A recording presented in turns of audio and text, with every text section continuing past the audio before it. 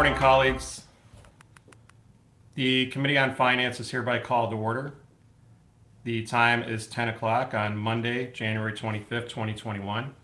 Pursuant to applicable law, my determination that attendance by remote means is necessary because an in-person meeting is not practical or prudent due to the declared public health disaster caused by COVID-19. This meeting is conducted by video conference. For questions during the meeting, aldermen should use the raise your hand function and indicate that they have a question, and I'll call you in the order that I see you there. Members of the committee shall be given preference. Now, if you wish to make a point of order, point of information, or point of clarification while one of your colleagues is speaking, please use the raise your hand function and then unmute your microphone. We will now have a roll call to establish quorum. Please unmute your mic when your name is called. Alderman Hopkins? Alderman Hopkins, present. Thank you. Alderman Dowell?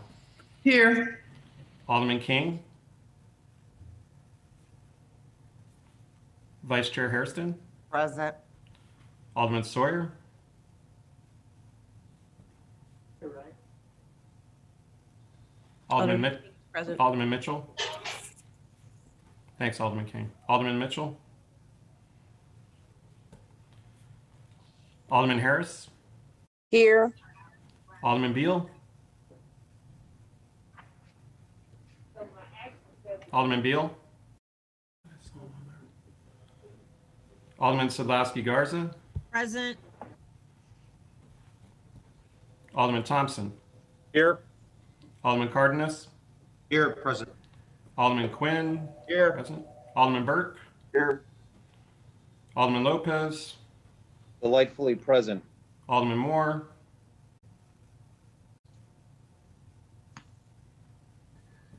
Alderman Curtis? Present. Alderman O'Shea? Here. Alderman Brookins? Alderman Tabaris? Here. See is present. Alderman Scott? Alderman Burnett? Present. Alderman Irvin? Alderman Irvin is present. Thank you. Alderman Taliaferro? Present. Alderman Roboris?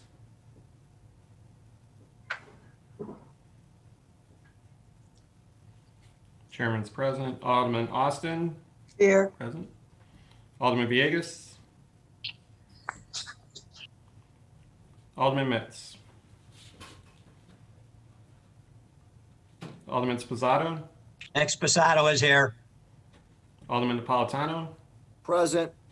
Alderman Riley? Present. Alderman Smith? Present. Alderman Tunney? Present. Alderman Osterman? Present. Alderman Silverstein? Present. Thank you. Alderman King, I had you. Alderman Sawyer? That's Alderman Roboris? Present. Okay.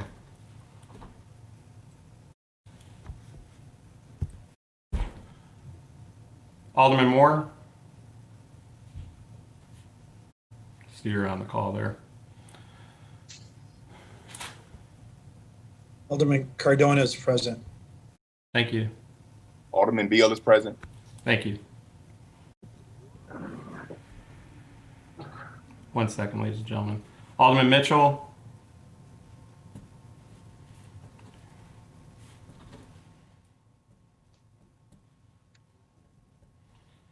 Ladies and gentlemen, we have a quorum, 29 present. I believe a couple other people were hopping on late, so I will follow up with them after. Ladies and gentlemen, we have 4 public speakers today signed up for the public comment period.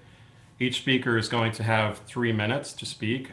Speakers, please advise which agenda item you are speaking on. Thank you for your time and participation today. And first up, we have Tramell Williams. Mr. Williams.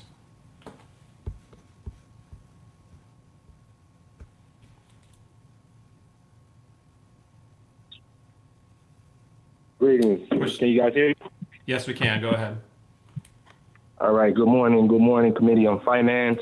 My name is Tramell Williams. I believe my management, as well as the chair for the Black Heroes Matters for Cassava Coalition. First off, happy New Year, happy 2021 to you guys. I think this is the first meeting that this committee is holding. I just want to call to urge you guys. We know that the city of Chicago has a budget deficit.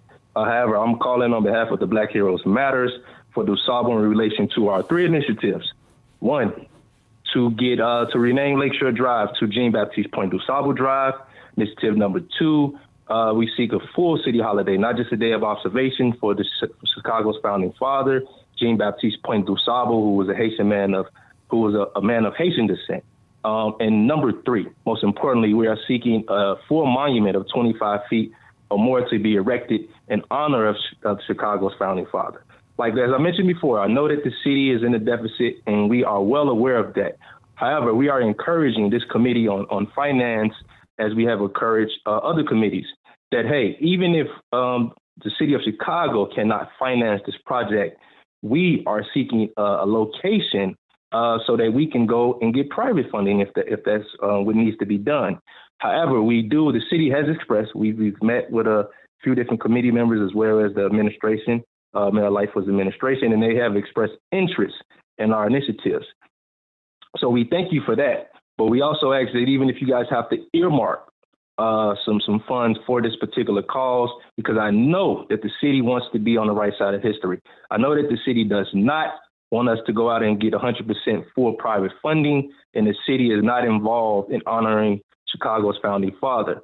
So we just ask that you guys please don't take this lightly, but you guys please find a way to find some funding to either assist or to cover this project in its entirety. I ask that on behalf of the Black Heroes Matters Coalition, and I thank you guys for allowing me to have a public comment this morning. Thank you.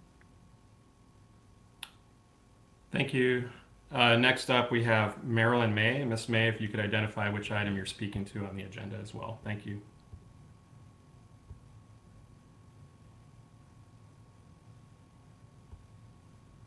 Yes, hi, good morning. Am I being heard? Yes, ma'am.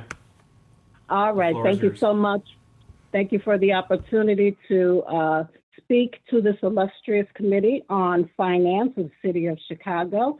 Again, my name is Marilyn May, and I'm a representative of the Black Heroes Matter organization. And as the previous speaker, I'm calling just to once again impress upon you the importance of properly honoring the city's founder, Jean Baptiste Point DuSable. Again, first by having a prominent statue of at least 25 feet placed somewhere in the downtown area, also by instituting a full city holiday and once again renaming the iconic Lakeshore Drive to Jean Baptiste Point DuSable Drive. Now, as Tramel mentioned earlier, I understand that the city is operating in a deficit, but Chicago has made national news for all the wrong reasons in the last 10 years or so. And so I think that we are in desperate need of some positive press. And what a grand tone the city would set, not only in this country, but around the world, by making sure that those requests are made on behalf of Jean Baptiste Point DuSable, just in time for Black History Month, nonetheless.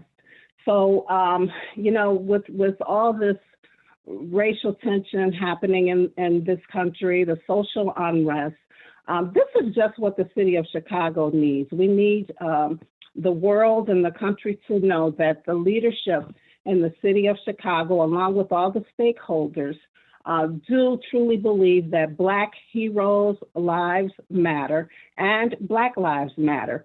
And the best way to do this, to take the lead and initiating some healing for this country, and specifically the city of Chicago, is to, again, support these efforts, unanimously vote to pass an ordinance to do all of the 3 things. Some way, somehow, we must get this done. Again, I thank you for your time and have a beautiful rest of the week. You too, Ms. May. Thank you. Next up, we have Mr. William Smith. Mr. Smith? Chairman, he's not present. Okay, thank you. So next we would have Mr. Ephraim Martin. Mr. Martin, are you there? Yes, sir. I'm here. Okay. Can you hear yes. me? Yes, we can. Go ahead. Yes. So, to Alderman Scott Wagovsek and members of this City Council and Finance, good morning. I am Ephraim Martin, President of Martins International, whose objectives include bringing nations together through music and culture. I'm also the chairperson for the Black Heroes Matter Coalition, who are calling for the injustices to Jean-Baptiste Pointe-de-Sable, Chicago's founding father, to be corrected, and for the Outer Lakeshore Drive to be renamed the Saab Drive. We're also asking for a full city holiday and a major monument for the Saab, which we are in discussion with the city administration.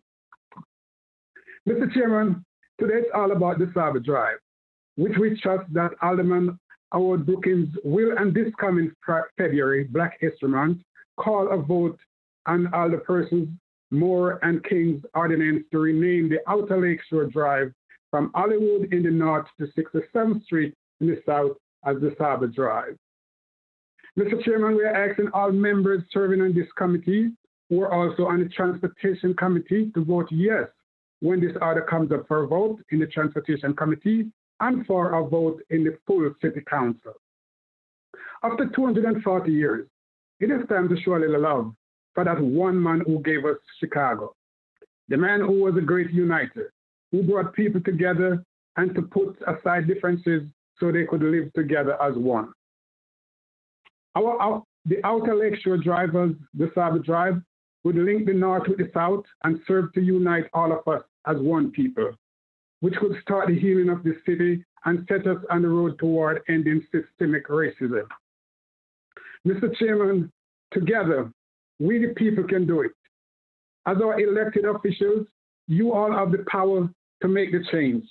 You have the power to rearrange. Please take the lead and set an example for the rest of the country to follow by reversing the bias and discrimination that was handed down to the founding father of Chicago because he was a Black man. Please let us not wait any longer. Let's do it now. Visit blackheroesmatter.org for further information, and we thank you all. Have a wonderful day. Thank you, Mr. Martin. Ladies and gentlemen, that concludes the public speaking period. We have no more speakers signed up. Now, before we move on to item number 1, I see that I have Alderman Villegas, Mitz, and Mitchell. Thank you, Chairman. Yes. For purposes of roll or the quorum. 1 second. Alderman Scott and Brookins.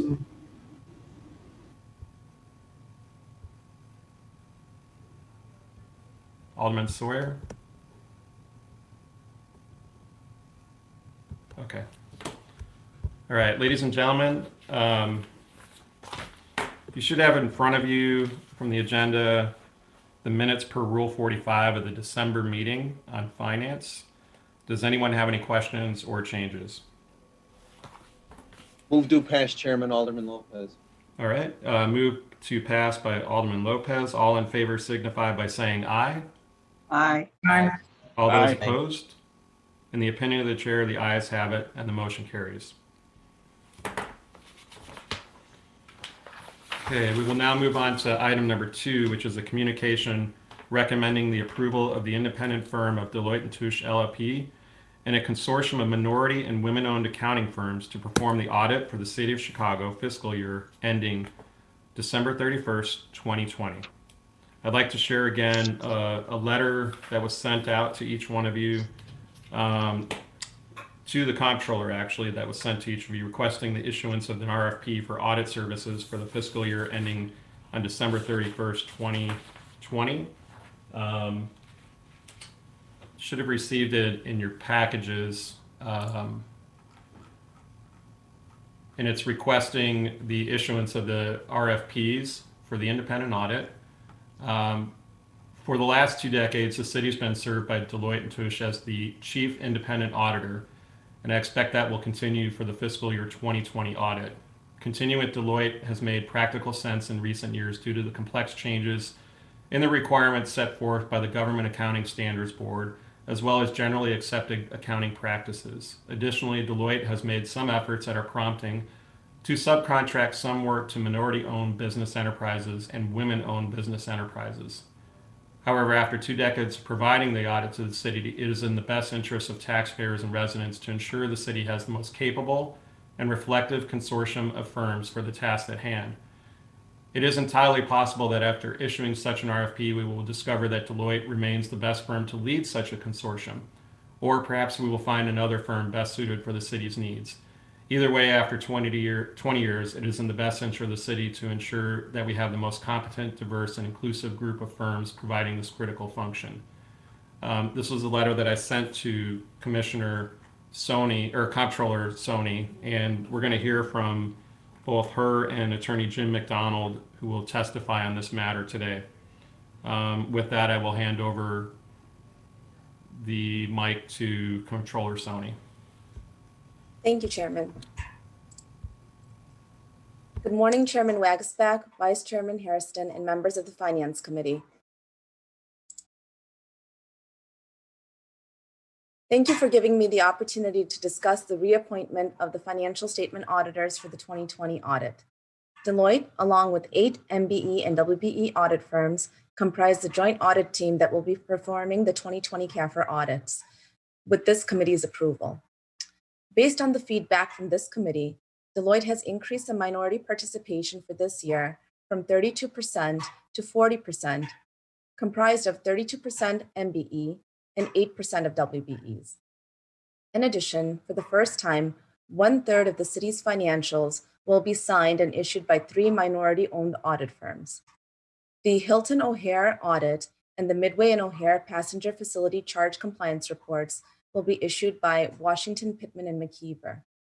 The Chicago Treasurer's Office reports will be issued by Ragland, Arnold, Buchanan, Morris, and Associates. And the Chicago Public Library Grant Compliance Report will be issued by Prado and Renteria.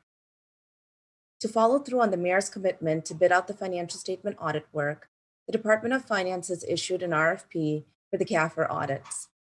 The website link for this RFP has been emailed to the aldermanic offices.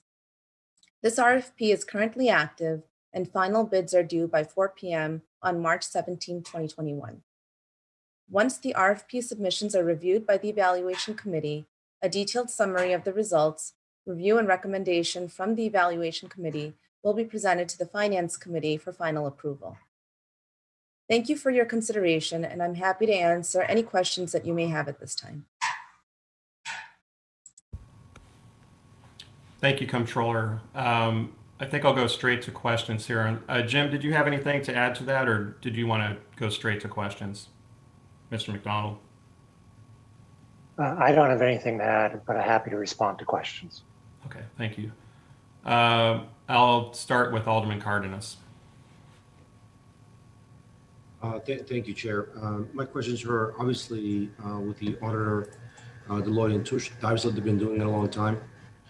If the minority firms that are part of the engagement are doing significant work for 40% of the audit, why not go to 100% of the audit if they can do the piecemeal functions of the 2020, or 2020, I'm sorry, audit? And this is for the comptroller. If you can explain to me if they can do substantially part of the audit, why not have a minority be the majority partner in an audit that is, we're now in the year 2021.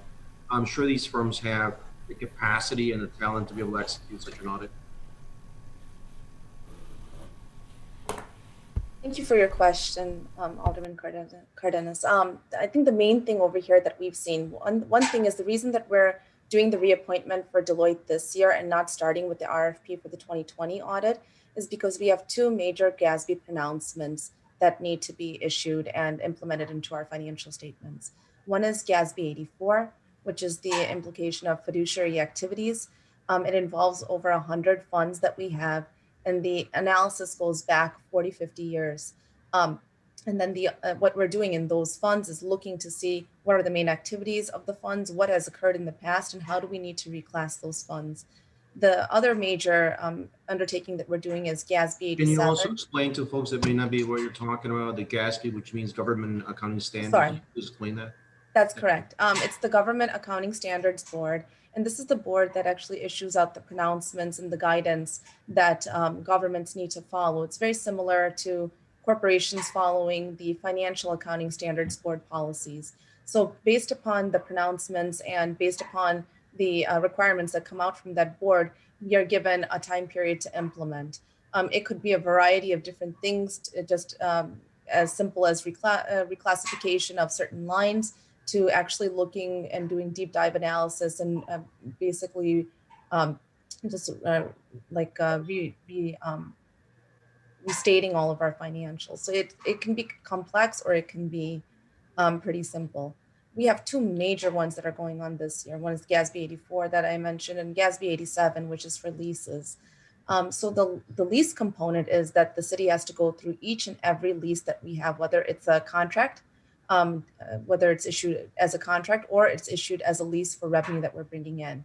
That work and undertaking is about two years in the making, and we've already been working with Deloitte to do that. I think, to your point, when we go out for this new RFP or in the process right now, one of the things we would be looking at is minority firms that would be able to bid and be able to provide that complex knowledge and analysis. I think that all the firms that are out there definitely have the audit experience. I mean, we see it in our own joint audit firm team here with Deloitte.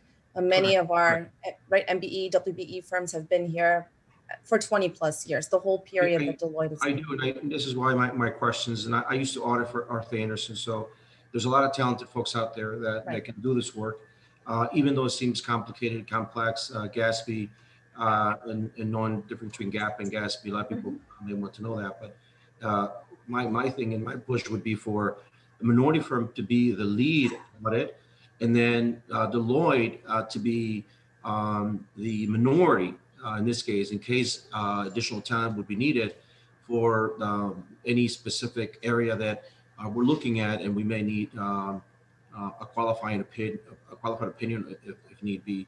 But I urge you and also the chairman to push on having minority in the next couple of years, a minority firm be the lead in this city to audit our books. And I completely agree. This is one of the reasons that we want to make sure, with the help of this board, of this committee, we can actually get the word out, because we want to make sure that minority firms are bidding in, and there's a variety of different ways that they can do it, right? I mean, it could be a joint venture that they create together. It could be a minority firm, to your point, Alderman Cardenas, that the minority firm can be the one who's taking the lead and have the support from a larger firm. So the opportunities are there. We are not restricting any way that it should be set up, as long as they're able to meet the requirements that are out there. So I hope that people think out, and the requirements meaning like the MBE, WBE, and then having the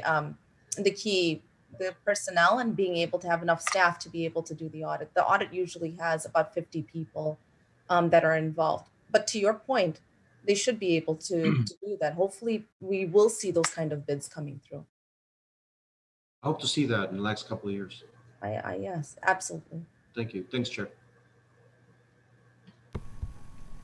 Thanks, Alderman. And I think that's why we're pushing on this end of it, to make sure that we got the highest percentage that we could get this year, and look forward to next year, making that switch. Alderman Irvin.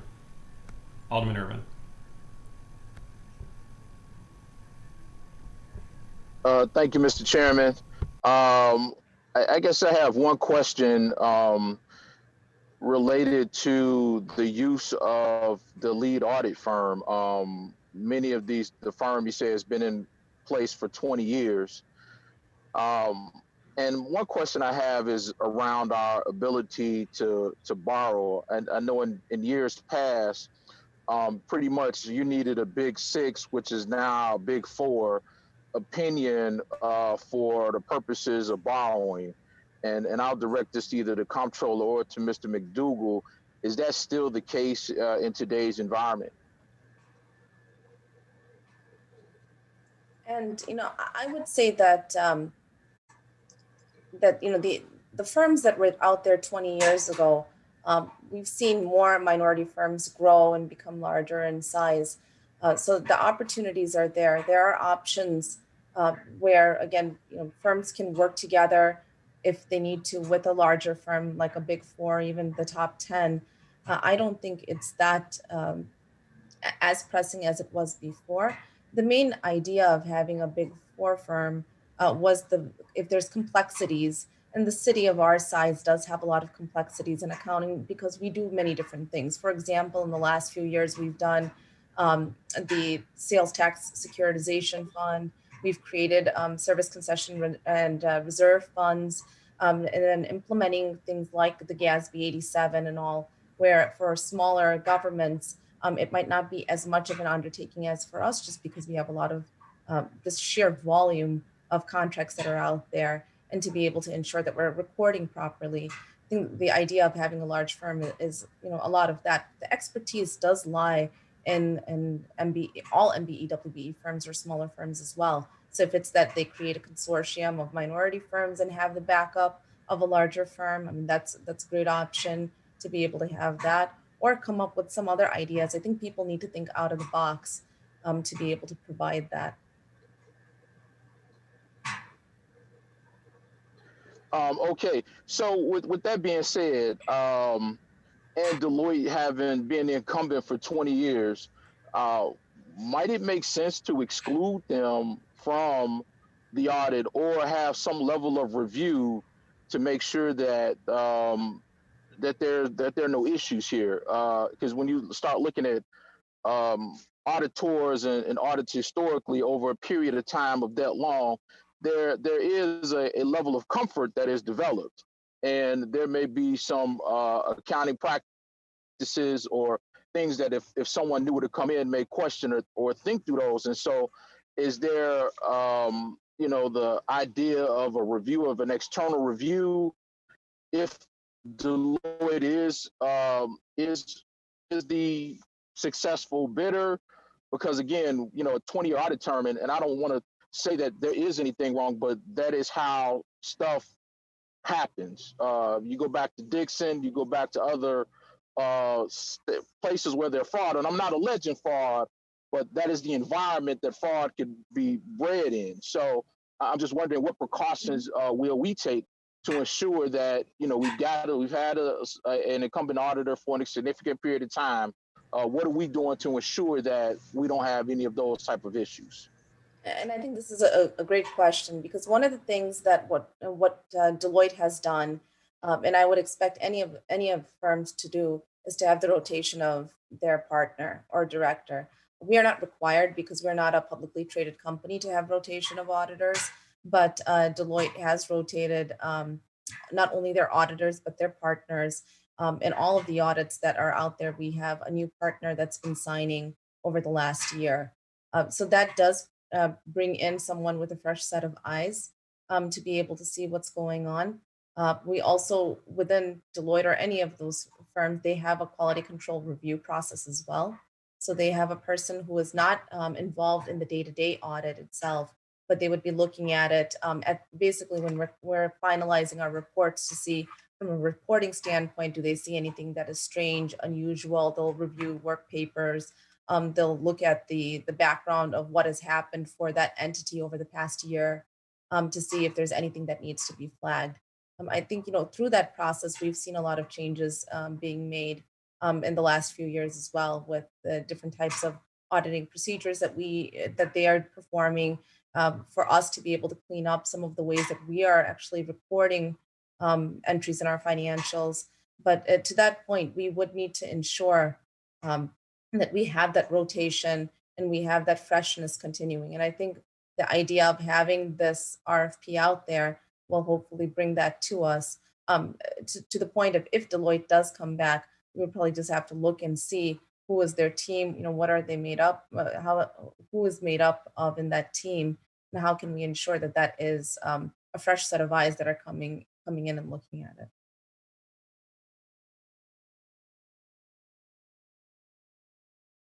Okay, thank you for your answer to that. And one final question as it goes back to the MBE participation.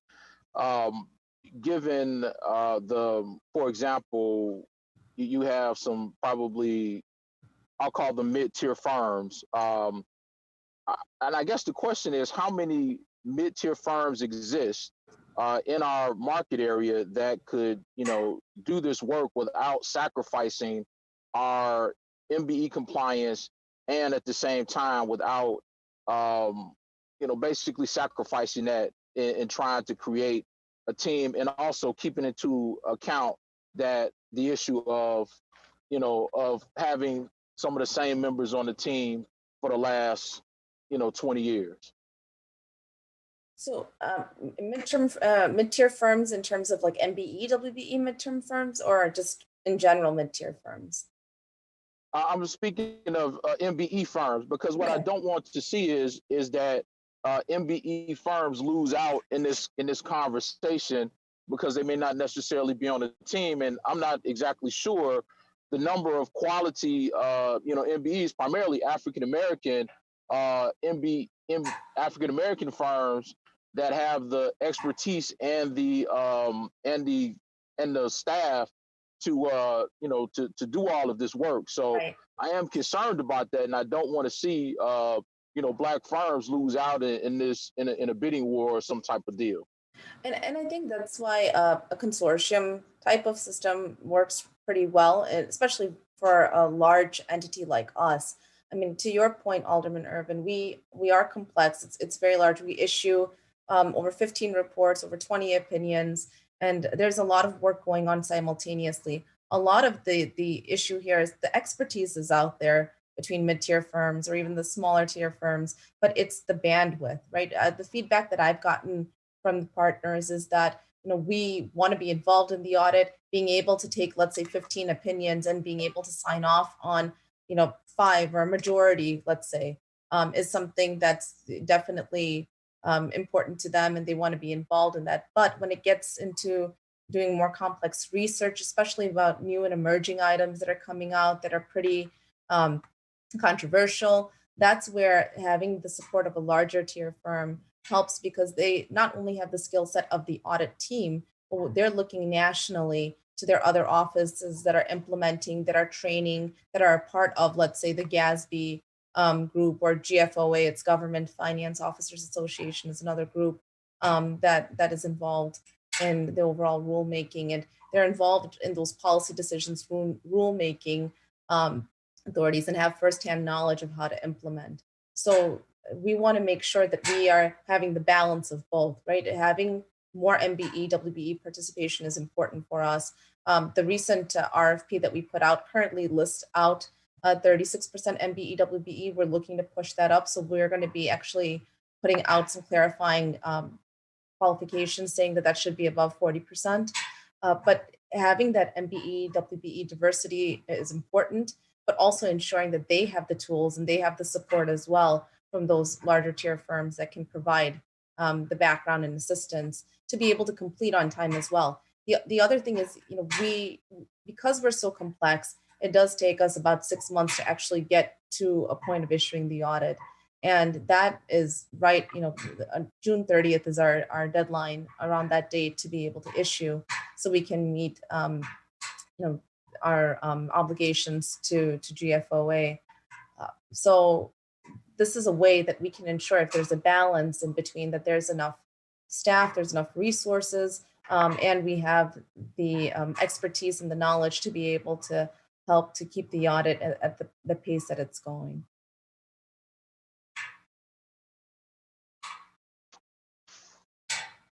Thank you much. That's all the questions that I have, Mr. Chairman. Thank you, Alderman. Alderman Dowell. Yes, thank you, Chairman Wagisback. Comptroller Sony, have you had Comptroller Sony, good morning. Have you had a conversation with Deloitte regarding the extent to which they are maximizing diversity among their own staff and the executives within their company? And is anyone here from the firm that can speak to that? So I can start, and then we can have Bridget Flint, who's our current director over the audit, join us as well. But yes, we've had extensive conversations, not only for this year, but over the past few years. Even when I was in my role before as the managing deputy over accounting and financial reporting. And this is something that's extremely important to us and Deloitte also. Deloitte is actually issuing out a firm-wide report on Wednesday that talks about where they are at right now with their workforce and in terms of having enough minority staffing out there and making sure that they're proactively bringing more in, but also their plan over the next few years to get to a point that by 2025, they can even increase further, significantly increase their workforce and have more diversity in the workforce. One of the things that we continue to talk about is the workforce should be, it should replicate what the country looks like, our city, the country, and that's something that they're cognizant about and proactively looking at issuing out and following up on. So I think if I could get some specifics to that, I understand that they're releasing a report on Wednesday, but anything that they could share with us now before we vote on this would be appreciated. Let me see if Bridget is on.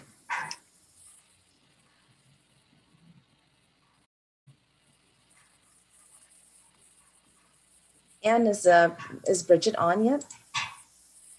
The only attendee that I see is someone with the name D. Carney, TCA. So you might want to reshare the Zoom information with her. Okay. And then Chairman Dowell, how about if we will get her on the line?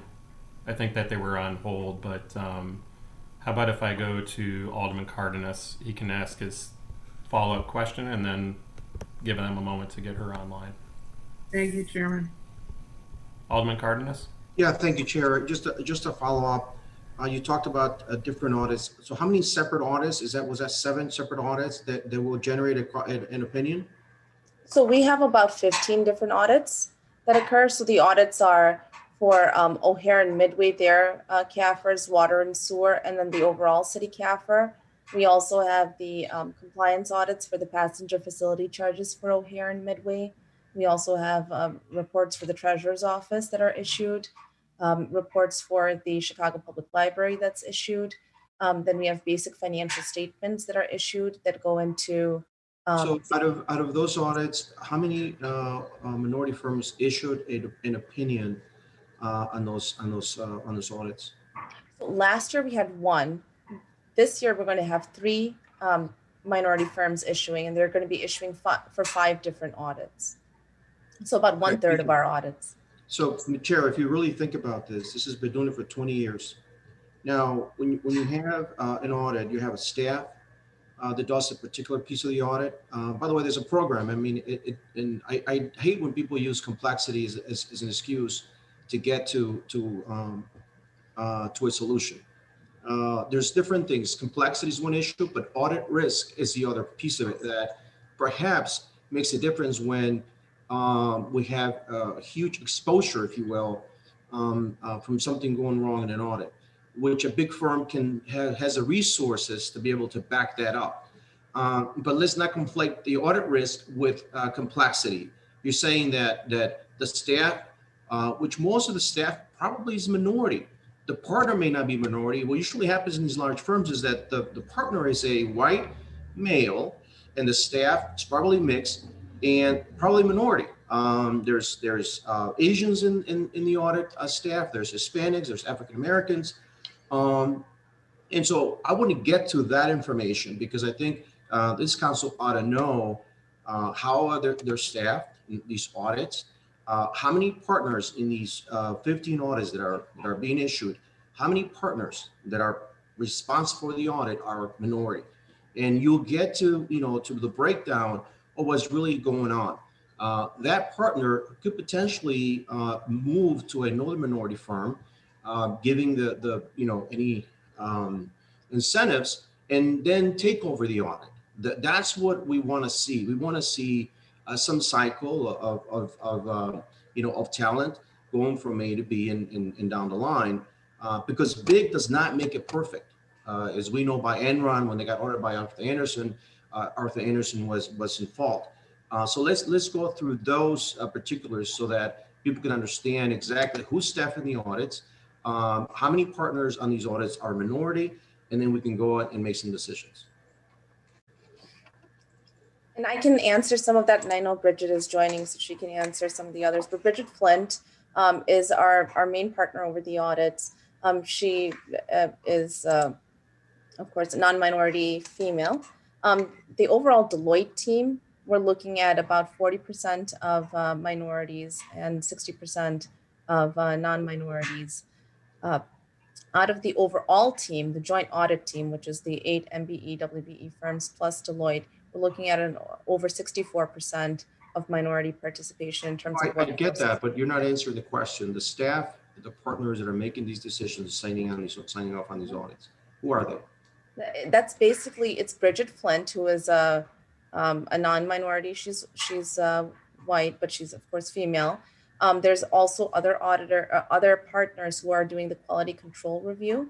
The quality control review are usually done by, one is Reem Samra, and she is of Middle Eastern descent and of course female. Another one is Tracy Guidry, who was also— Are there any African-American partners, any Hispanic partners in these audits? Not signing off on the opinion last year, but this year, yes. We're having Washington Pittman McKeever signing off, Prado and Renteria signing off, and Raglan, Arnold Buchanan Morris and Associates signing off. So they will be signing off on 1/3 of the audits. And to your point, that they are either African-American or Latino. Prado would be Latino and women-owned. I don't want to, entirely take over the conversation, but we still need, under Deloitte, right, which is the lead partner, they've been doing it for 20 years in the city. I like to see how many partners or minority partners that are part of the government audit, not just us, I'm sure that they do other government audits. How many minority partners are part of that group?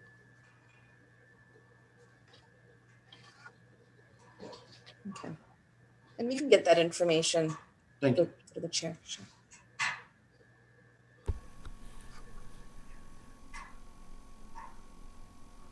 All right, let me go back to Alderman Dowell.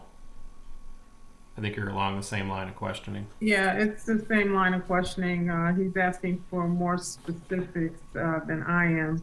I am looking for the general information of their staffing at both the just general staff level and I guess now it's executive/partner level.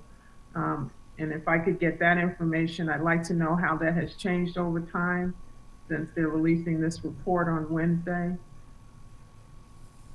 I just don't want to hear the fluff. I want to hear some specific details. Thank you. Exactly. Thank you.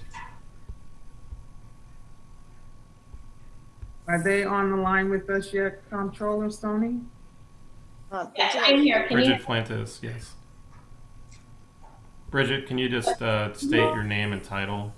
Yep. Good morning, Committee on Finance. I'm Bridget Flint, Managing Director at Deloitte, responsible for the services that we provide to the City of Chicago.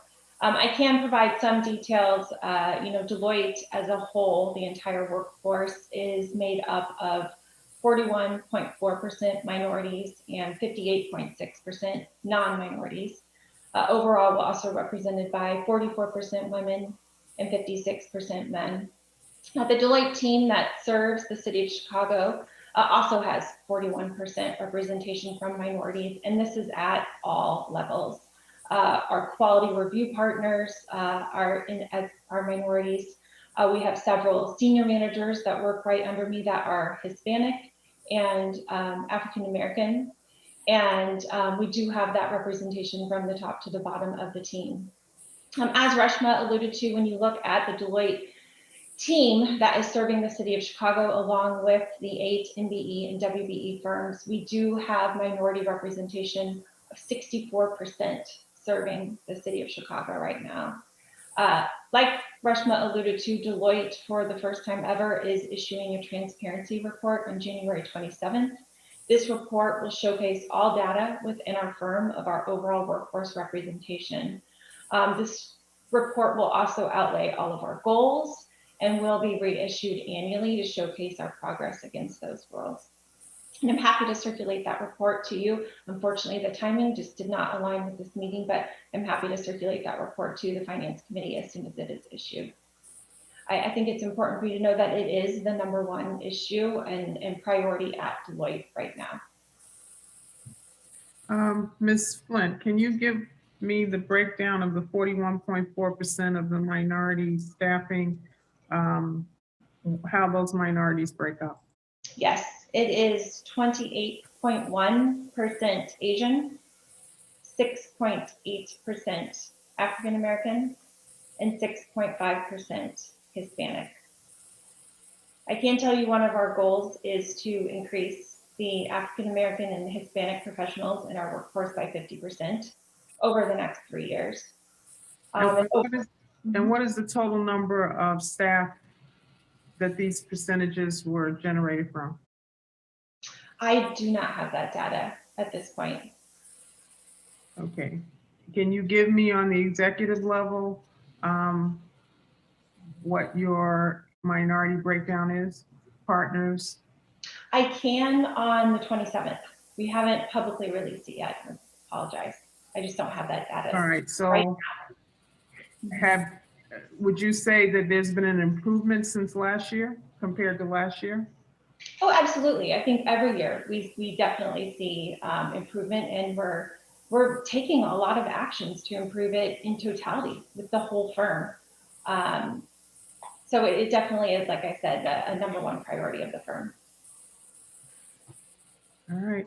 Thank you, Mr. Chair. Thank you, Alderman Dow. Ms. Flynn, is that a voluntary report, or is that a GASP or AIPC report that's required? Voluntary report that Deloitte's issuing to hold ourselves accountable to the public. Chair, I don't want to be a dead horse. This is Cardenas again, but if you look at the minority participation of Deloitte, it's 6.8, 6.5 African American and Hispanic. Now they've been doing the audit for 20 years, so it's not like this has not been an important. And again, I used to audit for a big firm, but this is not. This is a big problem. 20 years ago, or whenever I was part of those teams, that promotion to these ranks is very difficult. It's very in the inside, and not much has changed. I know they're making it a priority, but 20 years is 20 years. That's about the time that I left. So we need to see real numbers, not just with all respect, slogans that it's being a priority. We need to see those numbers and those partners that reflect the scope of these audits. I mean, this is a lot of work, a lot of money goes to these top firms, and yet minority talented folks are just not seen, and that's just no excuse. Yes, Comptroller. Before I go to Alderman Villegas, when was the last time the RFP was put out? I am not aware of the RFP being put out, at least for the last 25 years. Oh.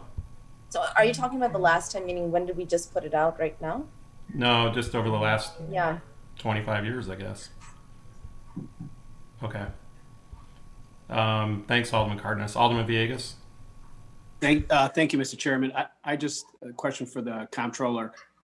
Given that there's about 15 audits that take place, and sensing from my colleagues that we want to see some of these minority and women-owned firms serving in a prime role, have we thought about target marketing some of these audits so that way we can ensure that there's some minority participation and women participation?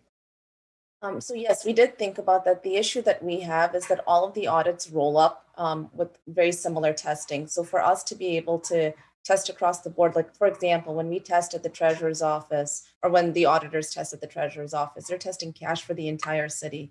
And that falls into every report we have, the overall city CAFR, O'Hare Sewer, water, and Midway. It also falls into the Hilton audit reports. It falls into the library reports. Same thing with debt, same thing with other aspects where the reports that we could do as standalone reports, which are the 5 reports, where, literally like a team could take it on and basically do all the work. So they have the ability to sign, because there's requirements for audit firms to be able to do the work, to be able to sign off on the opinions. We were able to take these 5 and be able to actually split it out and make sure that they could sign off.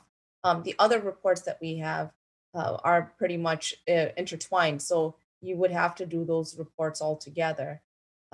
Again, even the 5 that we have, the work can be done as a separate portion, but it needs to be done in conjunction with this audit. The reason I say that is, for example, let's say you're doing the Hilton audit report and there is a mistake or something that we find there that we're off, $10 million.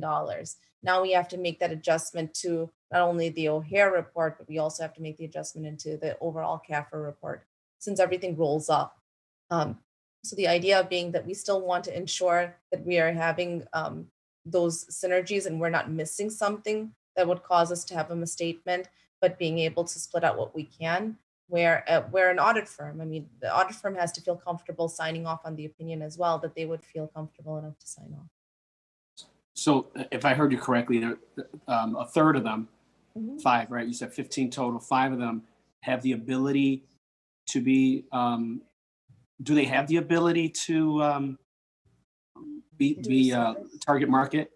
So we wouldn't be able to do, or I would say that if we did it separately, it would be double the work that would have to be performed, because whomever the auditor is coming in would want to do their own set of testing and work. So let's say it's cash. When we're testing cash for the treasurer's office, we're testing it on the whole.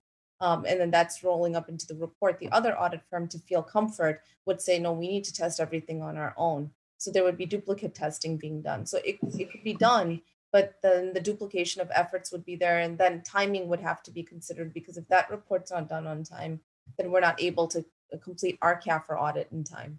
So, I think that's something that when we put out the RFP, we try to make very clear that these are the separate, distinct reports we have. And we're hoping that the firms that are out there think about it in the way that you're saying, Alderman Villegas, that there are components they can split.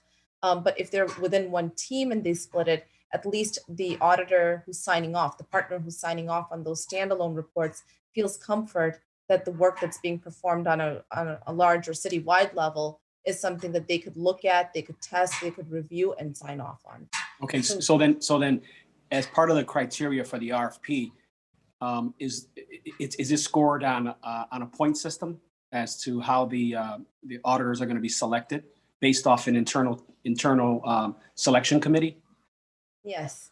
Okay, is there a way where, since we're trying to address the issue of diversity and minority firms leading in certain categories, is there a way where added points could be given to the teams where those that actually take into consideration the priority of the city council about diversity, they could be added, they can be added some additional points, so that we make the MWBEs a commodity versus by giving extra points to the respondents, it makes them worth more than what they're how they're currently utilizing them. And I think you're exactly right. Based upon the conversations that we've had with this committee last year, the year before, and then just overall, not only with this subject, but overall what the city feels, the committee feels, and council feels, what we're looking at is ranking, not just in our standard, like, are you meeting MBE, WBE percentage, but what are you doing to think outside of the box, right? Think about ways that you're not just bringing minority participation as a subcontractor, but ways that you can actually fold and work together and partner together. So you're bringing that to the table over here when you submit your RFP proposal. So we're looking for firms to think outside of the box and not do this the traditional subcontractor, prime contractor way. We want to see that. We want to be able to see joint venture type of Yeah, so I get it, but unless it's spelled out that Yes. there's an incentive for doing it, I mean, they're going to check the box. So could you commit to making sure that, okay, thank you. Absolutely. Sorry, I wasn't clear, but yes, that is definitely something that we're going to do as a separate criteria, and additional points would be granted for those who are thinking outside of the box and able to provide more of the minority diversity. Thank you, Comptroller. Thank you, Chairman. Thank you, Alderman Villegas. And that is something that in our discussions with Mr. McKeever, Ms. Flint, that we did bring up, especially seeing as how this has not been touched for 25 years. We were starting to move on this pretty early on to take the information and the desires of the council and put it into the position there where we could find this kind of evaluation committee making these elevating these partners and making better choices on the way these proposals are set up. So I'm pretty happy with what they've done so far, and obviously there's room for improvement, but that's something I think this RFP as we move forward on it will bear fruit for. So I appreciate everybody's comments on that and trying to elevate these different firms that have been doing a lot of the work and now need to see that higher status and taking on these audits. And again, it's pretty historic, first time in 25 years. So I'm pretty happy with making these changes here. And with Ms. Flint's report coming out, if you could get that to us immediately as it comes out publicly, we would appreciate it. I think it's going to be important for us to read through that, and the fact that you're doing it voluntarily, I think, will be helpful. Hopefully set the tone for other firms that might be doing auditing work, not only for Chicago, but other cities as well. Are there any other questions from Alderman?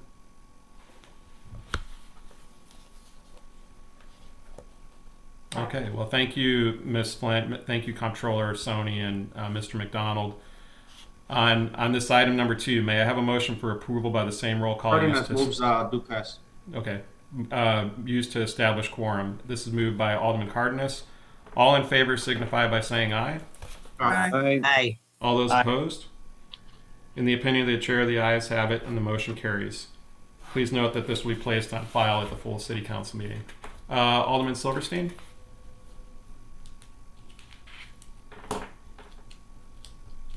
Alderman I'd like to be Silverstein. reported as abstaining from this vote. Okay.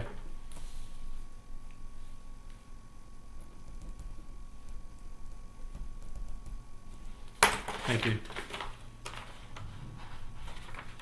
All right, ladies and gentlemen, item number 3 will be held in committee. This is the Chicago Board of Education item. Okay, moving on to item number 4. Item number 4 is a communication recommending a proposed ordinance regarding the authority to enter into an intergovernmental agreement with Metro to provide tax increment financing assistance for engineering studies of various grade crossings and other eligible projects on the Milwaukee District Rail Line. The TIF amount shall not exceed $850,000. We will be joined by Jeff Shriver from CDOT for testimony on this matter. We also have David Kralik, the department head of long-range planning at Metro, and Shanta Williams, the director of diversity business enterprise for Metro, with us. And before I go to testimony on that, let's see if Mr. Shriver's on there. Yes, he is. Okay. Alderman Silverstein, for that abstention on that item, we'll need a reason for the abstention. I have a relative that's a director at Deloitte. Thank you. And I'm sure they'll make note of that. We'll make note of that for the committee. Thank you very much. Let's see. Let's start out with Mr. Shriver from CDOT. Thank you. Good morning, Chairman Wagsback, Vice Chairman Hairston, and members of the committee. My name is Jeffrey Shriver, and I'm the Director of Transportation Planning and Programming with the Chicago Department of Transportation. In recent years, the Fulton Market District has become an increasingly popular place to live and work. This district is now transforming into an extension of downtown with corporate offices and hotels joining extensive new multifamily housing nearby. The area's economic growth has been accompanied by increased pedestrian and vehicular traffic. These new traffic demands have created challenges to adapt the area's historic infrastructure to serve today's needs, especially where local streets cross the Metro Milwaukee District Railroad tracks between Kinsey Street and Carroll Avenue. Metra, in coordination with the Chicago Department of Transportation, seeks to conduct engineering design related to the modernization and improvement of 7 roadway railroad grade crossings and accompanying signal systems along this Metra line. These railroad crossings were originally built more than 100 years ago in the context of a warehouse/industrial district with limited pedestrian and vehicular activity. The crossings lack proper ADA compliant sidewalks, modern pedestrian crossing gates, and other infrastructure accommodations that are appropriate to serve the much higher levels of pedestrian and vehicular traffic now being seen and expected in the future. The Metro Railroad signals in this area are interlinked with the crossing gates. They are also at the end of their useful life and in need of replacement with modern signal systems appropriate to the current and expected future train traffic and surrounding urban environment. These crossings are located at approximately 350 North Racine Avenue. Next slide, please. Gives a general indication of the location and the view from the street. You can see there's minimal sidewalk accommodations here that are actually inside the street crossing gate. On other locations, you'll see that the conditions don't even have that minimal. People just have to walk out into the street. The next location is 350 North May Street. And next is 350 North Aberdeen Street. And next is 350 North Carpenter Street. And you get the general idea here that the existing crossing gates just block the street and pedestrians have to walk out into the street. There's no ADA compliant sidewalk infrastructure at these locations. And nor is there any crossing gate on, like, say, the left side of the street, or if pedestrians are walking on that side, it's just open to the trains. And this the same conditions on all these crossings. The next one is at 350 North Morgan Street. And the last one that the city will be engaged in is 340 North Green Street. This one you can also see some of the new development coming up adjacent to this. Actually, this building is complete now. It was under construction at the time the photo was taken. So the city seeks to reimburse Metra for up to $850,000 in expenses for this engineering work using TIF revenue from the Kinsey Industrial Corridor TIF district. The city funding would be used only for the 6 crossings noted above, which are located within the Kinsey Industrial Corridor TIF district. A 7th crossing location at 340 North Clinton Street outside of the TIF district will also be included as part of this work, but with its costs covered entirely by Metra using non-city funds. All of these crossing gates and signal systems are electronically interconnected and must be designed and replaced at the same time. The people who live, work, visit, and own or manage property in this area are affected by these railroad crossings on a daily basis. They have expressed concerns about the existing conditions at the railroad crossings and have encouraged the city and Metro to work together to improve the performance and safety of the railroad crossings. It is expected that Metro will begin the engineering design work in mid-2021 and complete the design plans in mid-2022. After completing this engineering work, the city and Metro will continue working together to identify additional funding for final design and construction of the proposed improvements. Any potential additional future city funding for final design and or construction would also be brought before the City Council for authorization at that time. This last image here up on the screen shows examples from other locations around the region or in other places that have modern gate crossings with a special gate arm just for the pedestrian path and ADA compliant crossings, as well as what they call sort of a safety exit gate there in case a pedestrian happens to be caught in the crossing as the gate is going down. They have a way to go around safely. So thank you for your consideration, and I'm happy to answer any questions from the committee. Thank you, Mr. Shriver. We're going to start out with Alderman Burnett. Alderman Burnett, I believe all of these are in your ward. Not all of them. The one on Clinton Street isn't in my ward. Okay. It's in Alderman Riley's. Riley? Okay. Yeah. But thank you, Mr. Chairman. I'd like to thank the Department of Planning and also Metro. This is something that myself and the people in that community been pushing for a long time. It actually comes up at every meeting when we have a development over here. This is a good use of the TIF. We also are looking to utilize some neighborhood opportunity money in order to help with some of these things. And we're actually looking for a new stop to come up in this area. And so, as you know, this TIF may expire. It will expire pretty soon, just like all of the other TIFs. So I'd rather utilize these dollars to do this than to give it back to all of the taxing bodies so that it can help to bring more, to alleviate more driving traffic in this community, but make it safer for the people in this community. So I ask for the committee support on it. This is a great thing, and I appreciate everybody who helped with it. Thank you, Alderman. Alderman Thompson? Yes, thank you, Chair. So I think you answered one of my questions was which wards are affected by this, and it's the 27th and the 42nd, correct?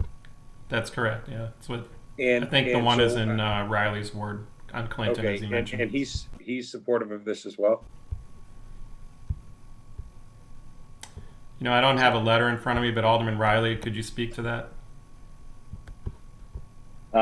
Yes, Chairman. Yeah, I'm supportive of this expenditure of TIFs. Obviously, the engineering study is a kind of the important first step to make any future improvements. And as we're looking at the state, capital program, it's, I think, in our best interest to have some shovel-ready projects for improving safety at railway crossings. And as was noted, although Alderman Burnett is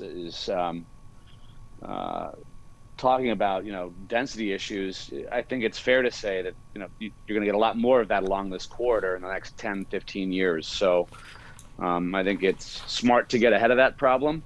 I can tell you that the two crossings on this corridor that are in the 42nd ward, we have a lot of congestion and safety issues with those. So I'm certainly looking forward to the improvements that'll be made at Clinton.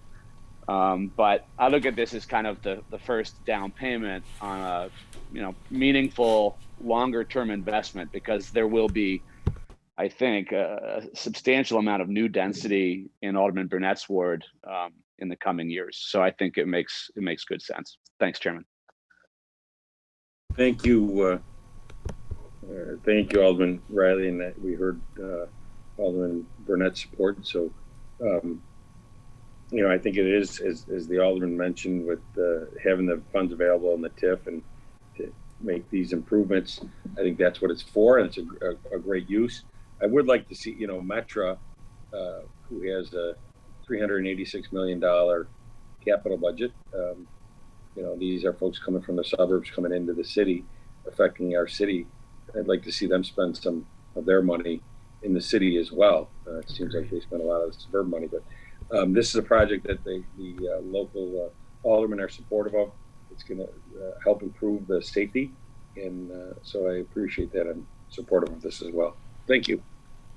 Thank you, Alderman Thompson. Alderman Osterman. What was the expenditure out of TIF going towards this? Shall not exceed $850,000. Okay, and can Metro say, is there a plan, Alderman Burnett brought up that there may be a future Metro station. Can Metro mention that or talk about that?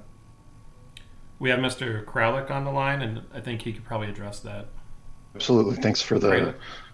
Thank you very much, Chairman Waxback.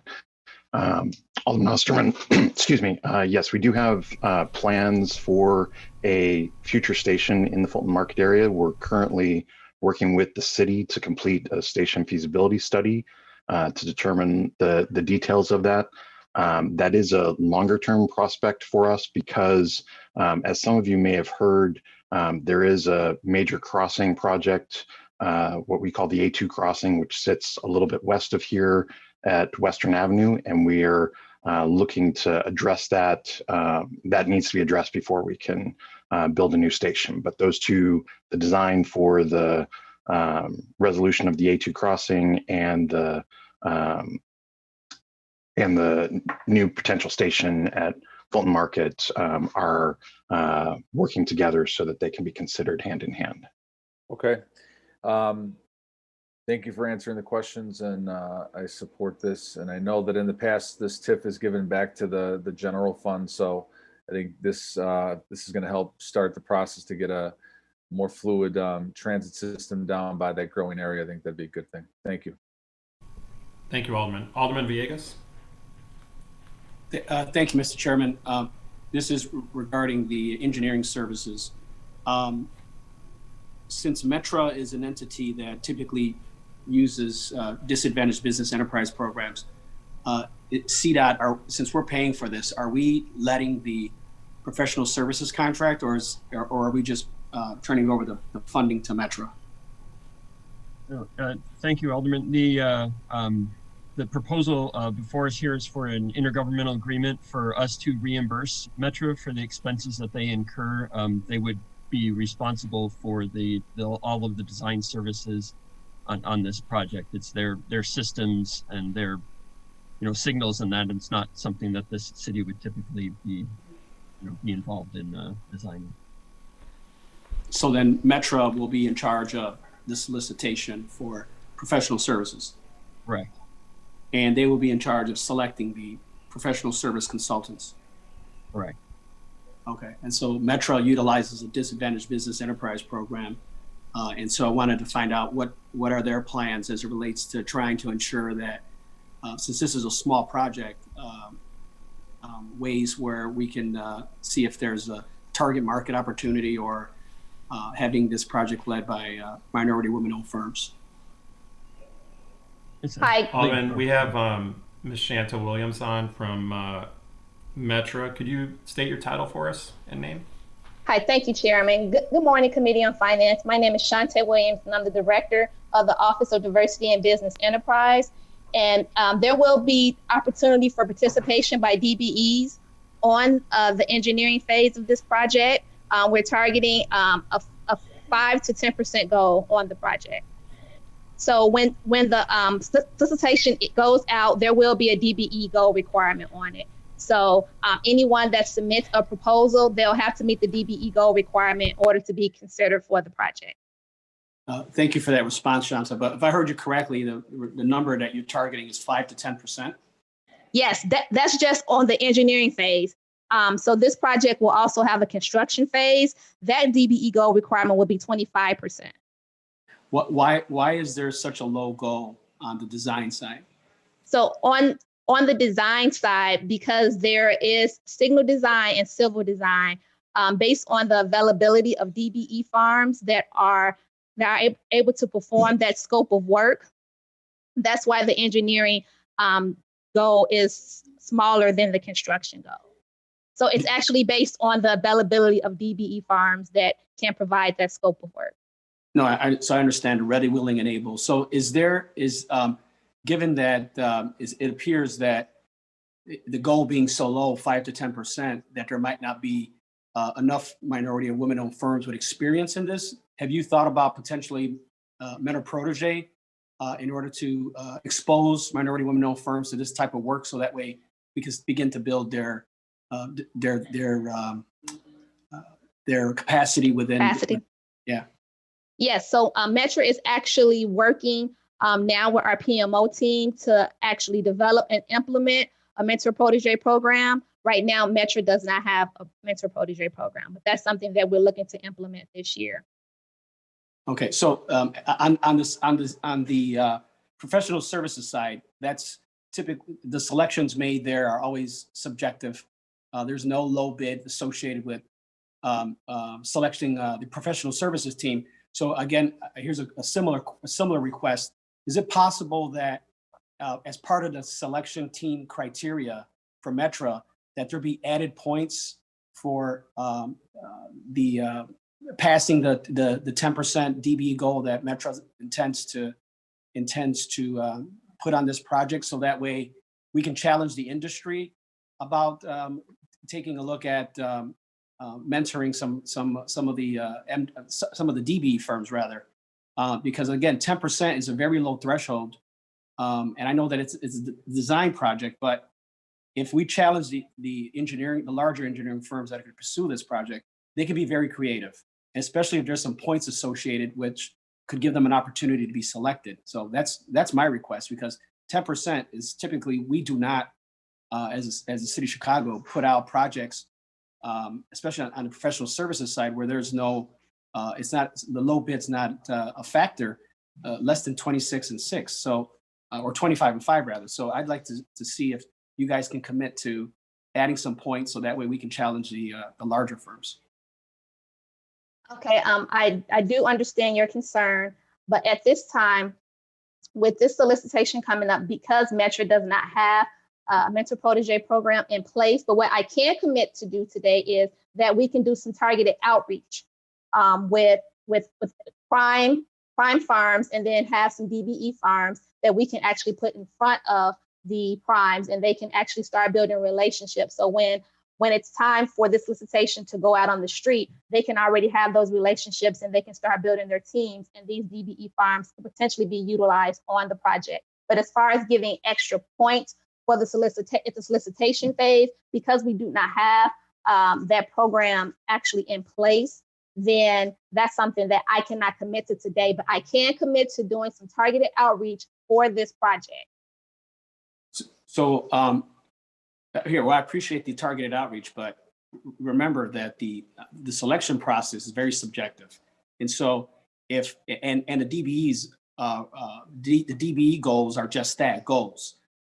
So I'm not quite getting, even if you challenge the industry and they still fall short, they still have a process to go through to show good faith effort. So I guess what I'm looking at is, since this is not a low bid and it's all subjective with the selection committee, is there a way where, again, we can add points? If they exceed the goal, then those firms should get some extra consideration instead of just checking the box saying, yeah, we met the 10%. If they come in at 15, 20%, then there should be an incentive for them as well. And that doesn't require a full-blown mentor protege program. What that does is it forces the larger engineering firms to be more creative in trying to get those extra points, because they have the ability of being selected. Yes, I understand that completely, but having the DBE goal, and as you say, just as far as checking the box, my department is responsible for ensuring that DBE goal is met. We don't accept waivers, and yes, a good faith effort is something that a farm could actually potentially say. But on our professional service side, when we actually put a DBE goal requirement on the project, the farms commit and they meet that goal. My department is responsible for ensuring that the farms that are indicated to be utilized, that they are utilized, and that they are that they're paid for the work. So it's not just checking the box saying, okay, I'm going to use a farm, and you never use their farm. No, we will make sure that happens. But as far as adding an incentive at this time, I can't commit to doing that as far as the selection process. Because and I also want to clarify, so the actual procurement process, that's handled by our procurement department. But for me to commit to do that, not knowing the actual procurement guidelines and everything for that, I cannot commit to that. But I can, as I state, put the DBE goal requirement, and we're going to ensure that the proposals that do submit proposals, that they are not just committing to utilize a DBE farm, that these farms are capable of performing that scope of work on the engineering phase. Thank you for that response. Mr. Chairman, if Ms. Williams is not the person as relates to procurement, is there a way where we can get procurement to see if they would be willing to commit to this?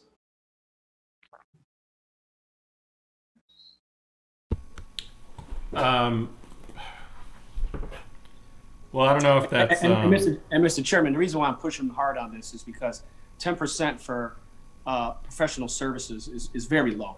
What we want to do is we want to get maximum participation. I mean, we're funding the study, and so 10% is just 5 to 10%, I should say, is very low. So I'd love to again have any city entity challenge the industry and saying, hey, this is important to us. Find a way to try to do it. And if they fall short, then there's a good faith effort process. But at least challenging them to get maximum participation is what I'm trying to accomplish.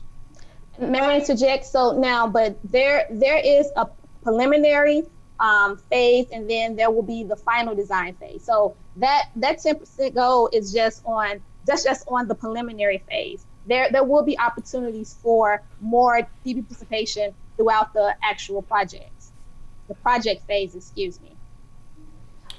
So Ms. Williams, it sounds like you would have to go to your procurement office and make changes to some of the, I think, rules or procedures within your whole procurement process.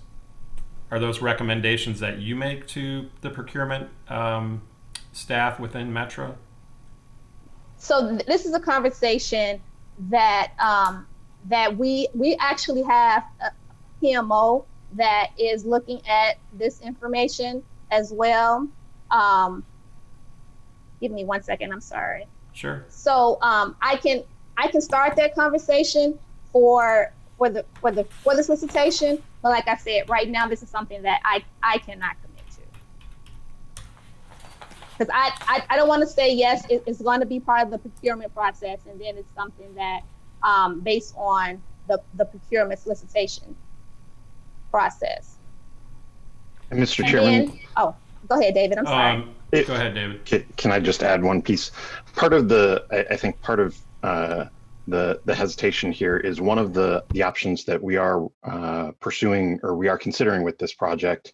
Shante has referenced the fact that we have a newly installed project management oversight consultant who's helping us out with a lot of project delivery elements for this. And one of the options for this would be to use their services for this preliminary engineering component with this. They do have a DBE, an overall DBE goal in their project. And Shante, I don't know if you have that off the top of your head. Yes, it's actually 34%. And we are anticipating that we would be able to make strides if this were to move forward with a task to the PMO consultant, that we would be able to make strides towards that overall 34% commitment that's made for the project based on the availability of PMO and DBE resources under the PMO to meet the work scope that's proposed in this. The challenge is, as Shante has mentioned, is that in this type of signal design work, it's highly specialized and challenging to find DBE qualified firms that have the expertise to be able to complete the railroad signal design.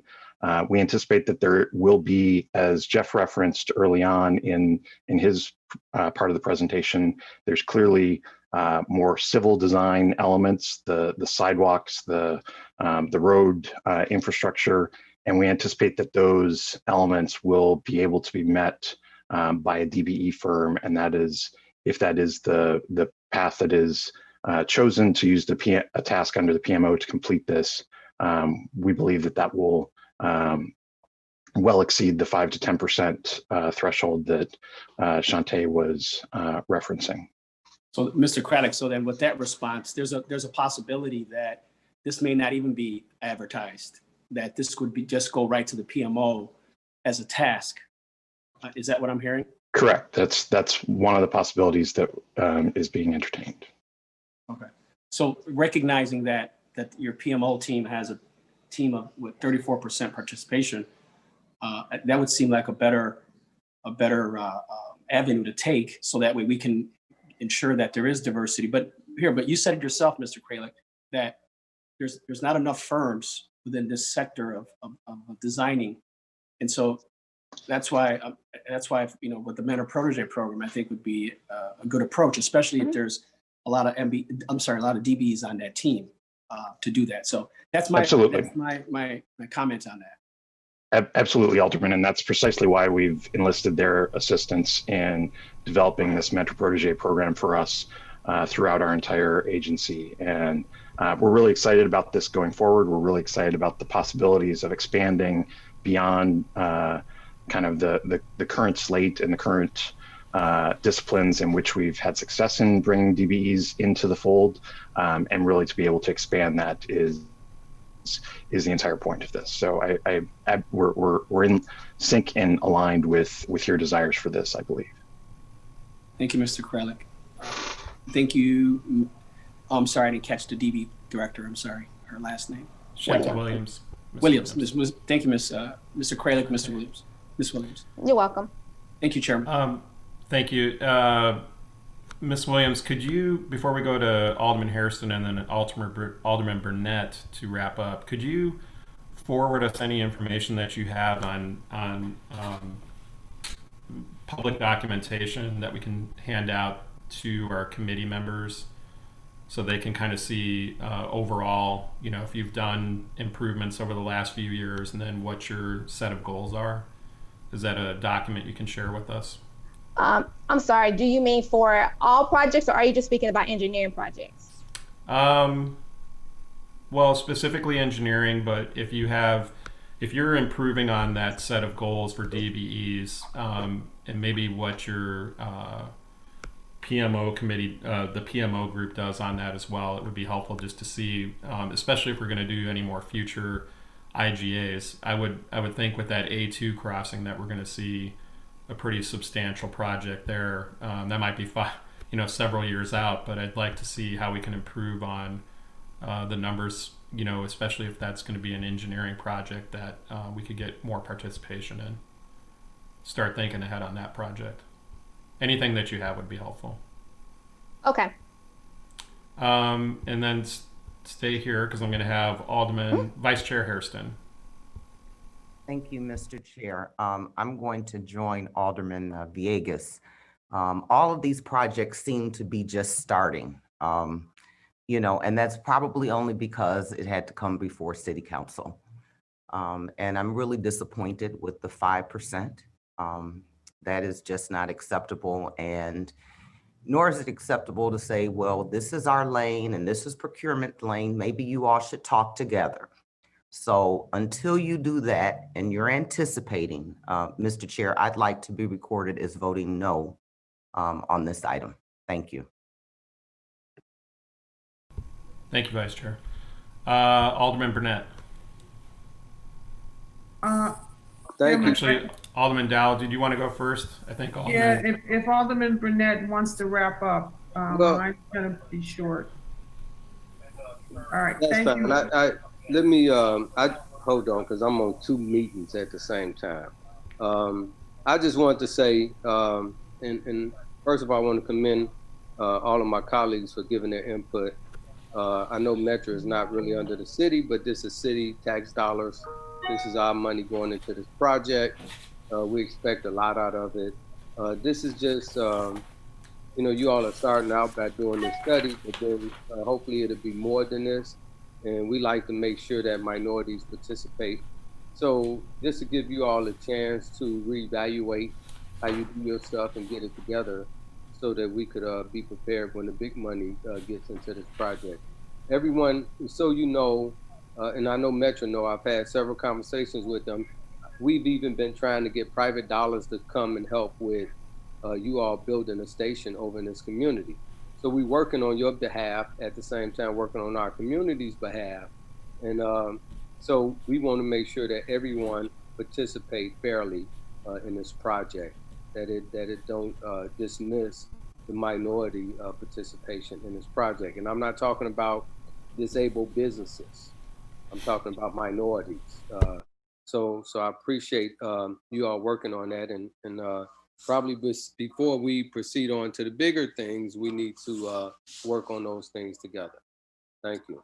I'm sorry, Chairman, can I interject a little bit? The actual DBE goal, Alderman Burnett, is actually disadvantaged business enterprise. So that's actually for minorities. That's a small business goal that would be actually assigned to this procurement.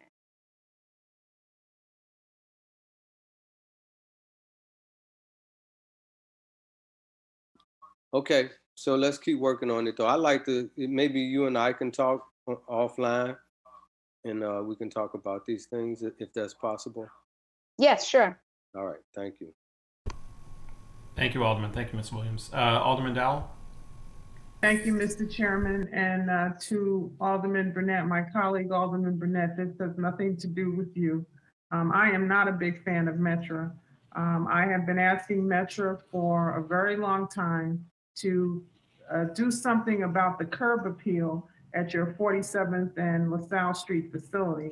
I have supported your investment in terms of building a new facility out there, but the way you handle your grounds, the way you have not made the curb appeal at the corner of 47th and LaSalle happen, I'm very disappointed in the lack of response from Metro. And I don't know if you treat all the communities in Chicago this way. I'm glad to see you're making an investment near downtown, but I am not going to support this with a yes vote until I see Metro do better in my own neighborhood. Thank you, Mr. Chair. And you can record me as a no on this. Will do. Thank you. Alderman Austin? Thank you, Mr. Chairman. I echo the same sentiments that Alderman Dow does, because we've been complaining for the last 10 years, I know, in regards to the station at 120th and Halsted, that it just, you know, I know that Metro would not allow this in any other neighborhood, but for years you just continue to neglect us. Maybe because we're on the far south side and you're just not getting to us. You haven't got to us in 20 years. So for me, Mr. Chairman, and this, I'm like Alderman Dow, nothing against my colleague, but I can't continue to vote for things such as this for Metro, and they do nothing in our community. So please record me as voting no also. Thank you, Mr. Chairman. Thank you, Alderman Austin. Alderman Sadlowski Garza? Thank you, Chairman Wagasback, and I'd like to echo my illustrious colleagues, Chairman Austin and Chairman Dahl. For the 5 years that I've been here, 87th Street Metro Station, 93rd is a pig pen. My staff, we have cleaned it. We have gone out there and taken weed whackers and picking up garbage. 5 years is, and I'm sure it was before my time as well, but they don't do anything to collaborate, to help. I'm tired of begging them to do something, and I would like to be recorded as a no on this as well. Thank you. Alderman Mitchell?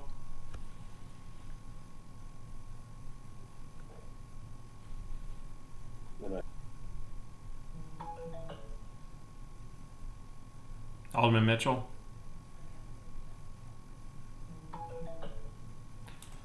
Can you hear me? Yes. Okay, thank you, Chairman. Yeah, I want to be added to the list because echo the sentiments of my colleagues as well. I've had so many issues with Metro and how they maintain and various contact with Metro and nothing. So I would like to be. Thank you. Alderman Reborius? Mr. Chairman, I think my colleagues are right in saying that Metro can do a lot better than they're offering. I'd like to be recorded as a no. Mr. Chairman. Yeah, Alderman Burnett? Yeah, and I share the same sentiments with everyone as far as Metro go with not maintaining their properties. I had the same challenge in my ward.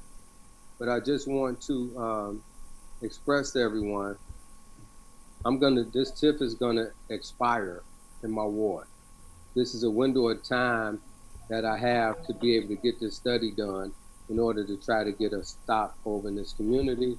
And, you know, and this is a stop that the community wants so bad that the community is putting up their money to help with a potential stop on this. If we postpone this further, I don't know if we'll be able to have the TIF money to be able to help them at least do the study. We won't have to have the TIF money to help them build it because it'll be expired by then, but at least we will have the TIF money to do this. After this, it'll expire and it'll go back to the county, the park district, the board of education, and all of those other taxing bodies. So I asked if my colleagues could bear with me and allow us to do this study, and I'll jack up Metro with you all on trying to encourage them to do more on their property. Thanks, Alderman. And before I go to Alderman Lopez and Osterman, I think we all have the same issues with Metro if you have a station or rail going through there. And I think it would behoove Metro. I understand this is a safety issue. Alderman Burnett wants to get this moving, and those are very dangerous intersections or crossings, pardon me. But I think it would behoove Metro to really make a push for infrastructure from the Biden administration and work with the council here, the full council, as well as CDOT to really start addressing some of these problems we've been talking about for many years across the board on all parts of the city. So let me go to Alderman Lopez next. Are you there? Thank you, Chairman. A couple of quick questions in light of what our colleagues have said. When does this TIF actually expire? End of 2022. 2022. So, Chairman, if I may, there is no harm in holding this item until Metro provides some resolution for some of our colleagues' concerns on the infrastructure requests that they've long been waiting for as well, correct? Well, I'm trying to get through all the questions first, but that's a possibility, yes. Chairman, if I could be responsive to the Alderman. Sorry, let me. Sorry, who was that? Mr. Kralik. Is that Mr. Kralik speaking? Yes, Mr. Chairman, Okay. pardon me. Go ahead. The timeline or the timing issue regarding this is regarding the fact that this is about a 12-month engineering study, and all of the requirements for TIF expenditures, although the TIF expires at the end of 22, TIF expenditures need to be tied up about 6 months in advance of the end of that expenditure. So we don't, our ability to push forward and kind of delay in this and still be able to complete the engineering work, the preliminary engineering work, and be in compliance with the city requirements for expending the TIF gets challenged if there is delay to this. So I did just want to express that note of some level of urgency with this. So, but I am jotting down all of the comments that you and other aldermen are conveying, and we'll make sure that we are in a position to be responsive to those as we proceed. Alderman Lopez. Well, thank you. Well, I think what I want to make sure that I understand is that we are reimbursing you, correct? For this study, that's the goal of this ordinance? That's correct. So either way, you're still paying for this, regardless if you get TIF or not. And I think, I understand the urgency, but I'm sure you can appreciate my colleagues' urgency over years and decades trying to get you to answer some of these issues. And if nothing motivates you more than the fact that we're going to withhold money from this project until you start answering some of the other ones, then that should be what guides you moving forward, to get you to start paying attention to those communities that have been asking for your help. They may not be up and coming, but they're still deserving of assistance. And so, Chairman, once you finish your questions, I would like to make a motion to hold this item until Metro comes back and returns to this body. Yeah. Mr. Chairman. Alderman Burnett. Yeah, Mr. Chairman. Come on. So this community, I'm sorry, is this a point of information, Chairman? Not to disrespect Alderman Burnett, but I wasn't quite finished. Alderman Burnett, would you let Alderman Lopez finish? please, I'm sorry. Thank you. So, thank you. As I was saying, if there are no other questions after, or when you are finished with your questions, I would like to move to hold this item until Metro returns with at least an answer on the outstanding issues that have been raised by a number of colleagues up until this point. Thank you. There are other questions. And I will gladly wait, but once we get through them. There's not a motion to I'd like make hold. that It would be motion. just held in committee if, So Alderman Burnett, go ahead and please answer. Thank And then you. Alderman Osterman has a question as well as So, Mr. Sposato. Chairman,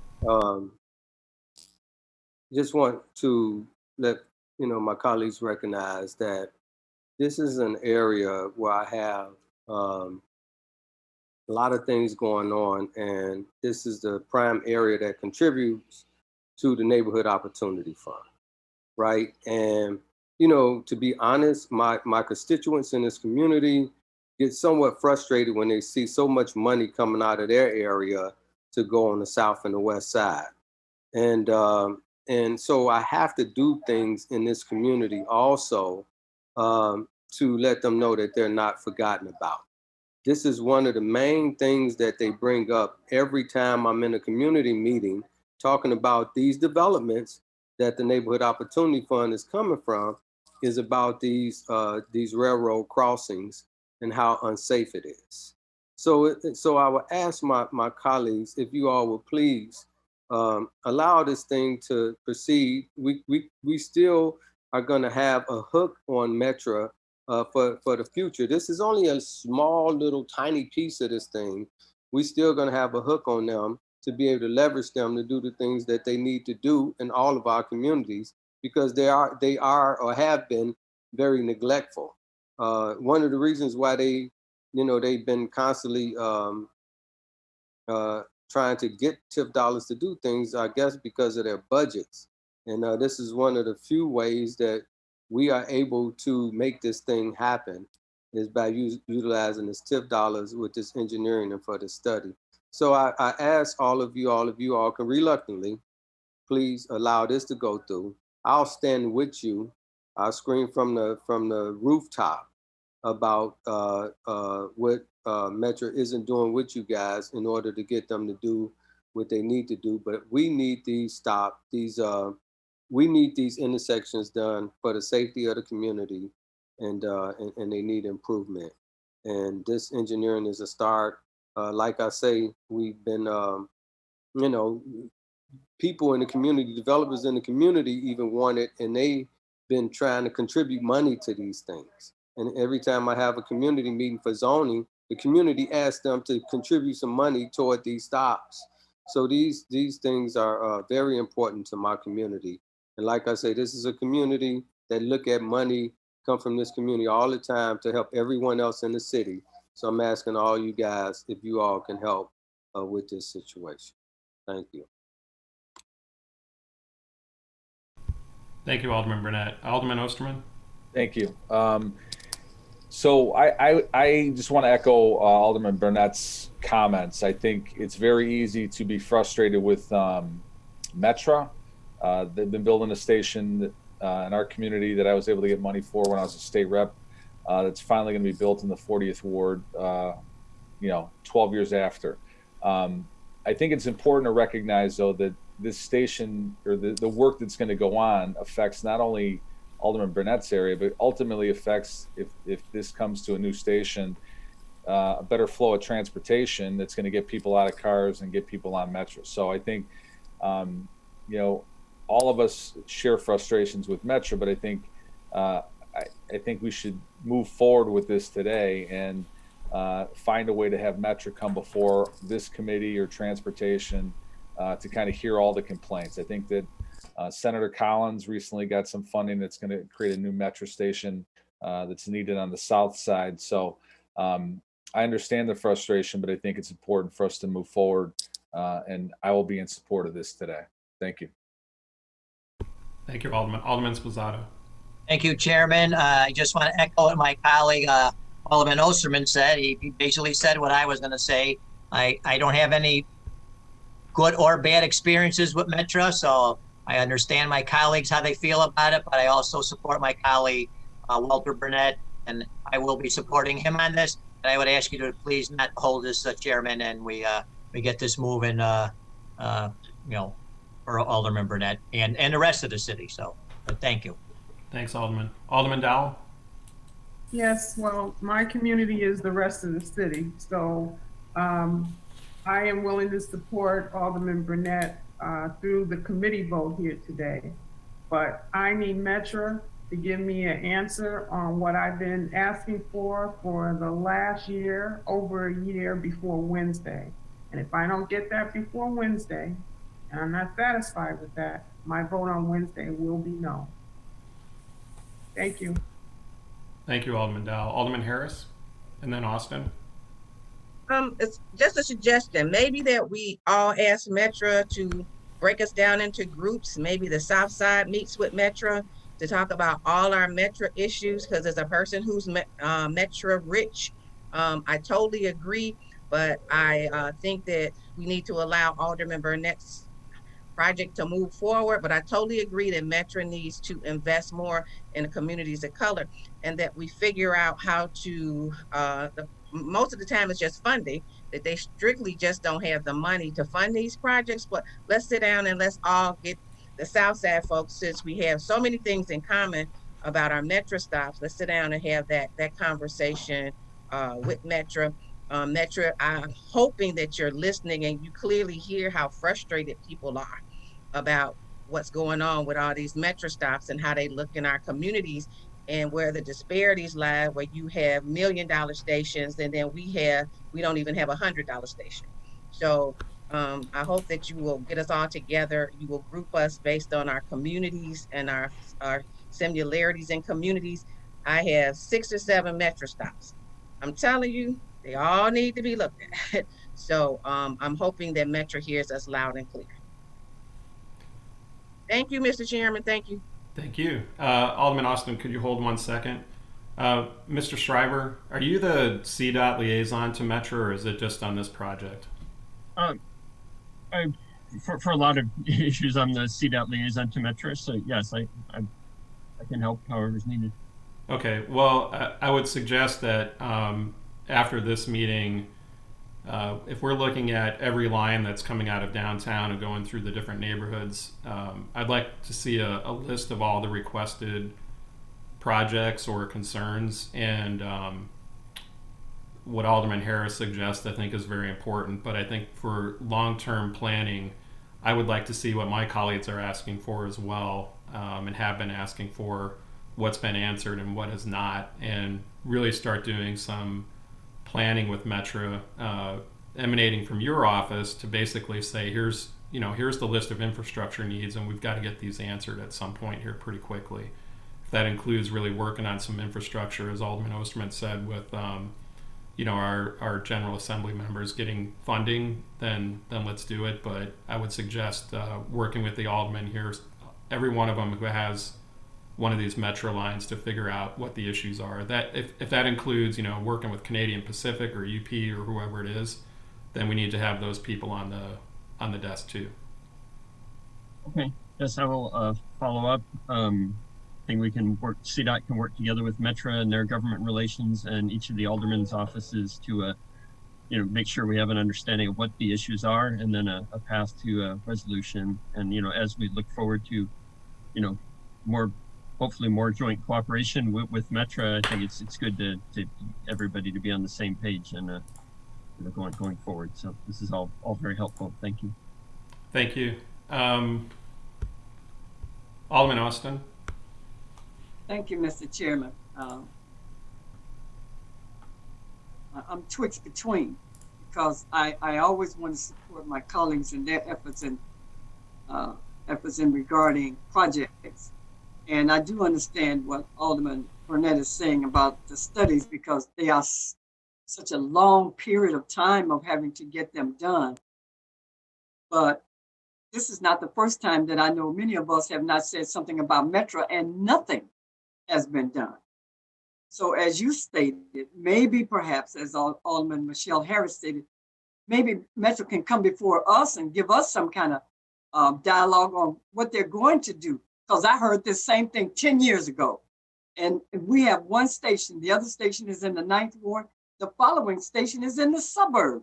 So when do we get attention regarding our stations? Never? Or you want us to wait 10 more years? But because this is for Alderman Burnett, and I do understand the severity of it, I'm going to support him in this issue. But as far as Metro is concerned, I wouldn't vote for anything for Metro. But I'm going to do this for my colleague. Thank you, Mr. Chairman. Thank you, Alderman Austin. Alderman Riley?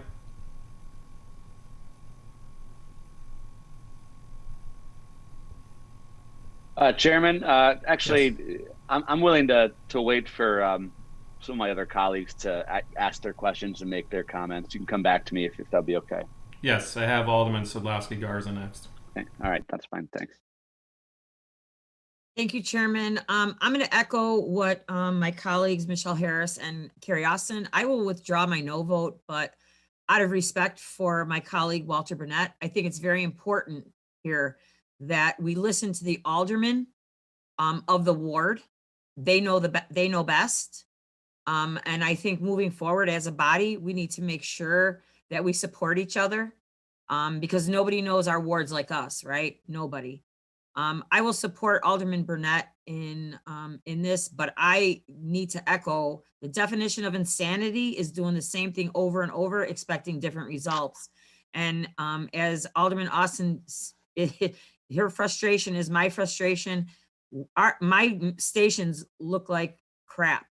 And we have these beautiful shiny things on the north side and the south side. We can't even get them to clean up the trash. That's it. Please, Metro, you need to listen to us because this is not working. I'm going to do this out of respect for my colleague. So I'll withdraw my no vote, Chairman. Thank you. Thank you. Alderman Riley and then Alderman Burnett to wrap. Chairman, I just wanted to kind of echo some of the comments that Alderman Harris made. I think each of us on the city council has our frustrations with Metro. And I can tell you, wherever those beautiful $1 million shiny stations are, I'm not seeing them where I live.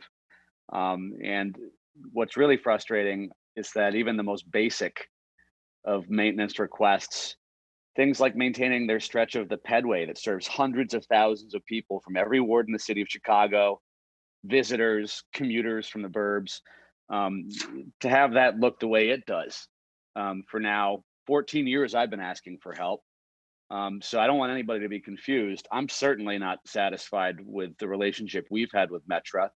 And it seems that whenever there's a problem to be solved, the answer is, you go find the money. Well, we need a bit more of a collaborative and cooperative approach with this agency, especially if they're looking for our help locally, in the coming years. So believe me, I just wanted to echo everyone's frustration. I have it too. So again, I think we do have other opportunities to force discussions with Metro. I think perhaps the idea of that joint committee with transportation and finance could really move that conversation along, and I hope that can be scheduled soon. But I just wanted to weigh in because as I was listening to my colleagues talk about their experiences, I was growing more and more frustrated myself. So thank you, Chairman. Thank you, Alderman Riley. And Alderman Burnett, I'll let you wrap up, but I will make the suggestion to Chairman Brookins to try to put together a joint committee, but I want to see CDOT and Metro at that meeting, and if it takes getting your other rail partners at the table, we need to do that as well. Alderman Burnett. Thank you, Mr. Chairman, and I want to thank all my colleagues. Don't get it twisted. The only reason why Metro is doing this is because I got some money to do this. You know what I'm saying?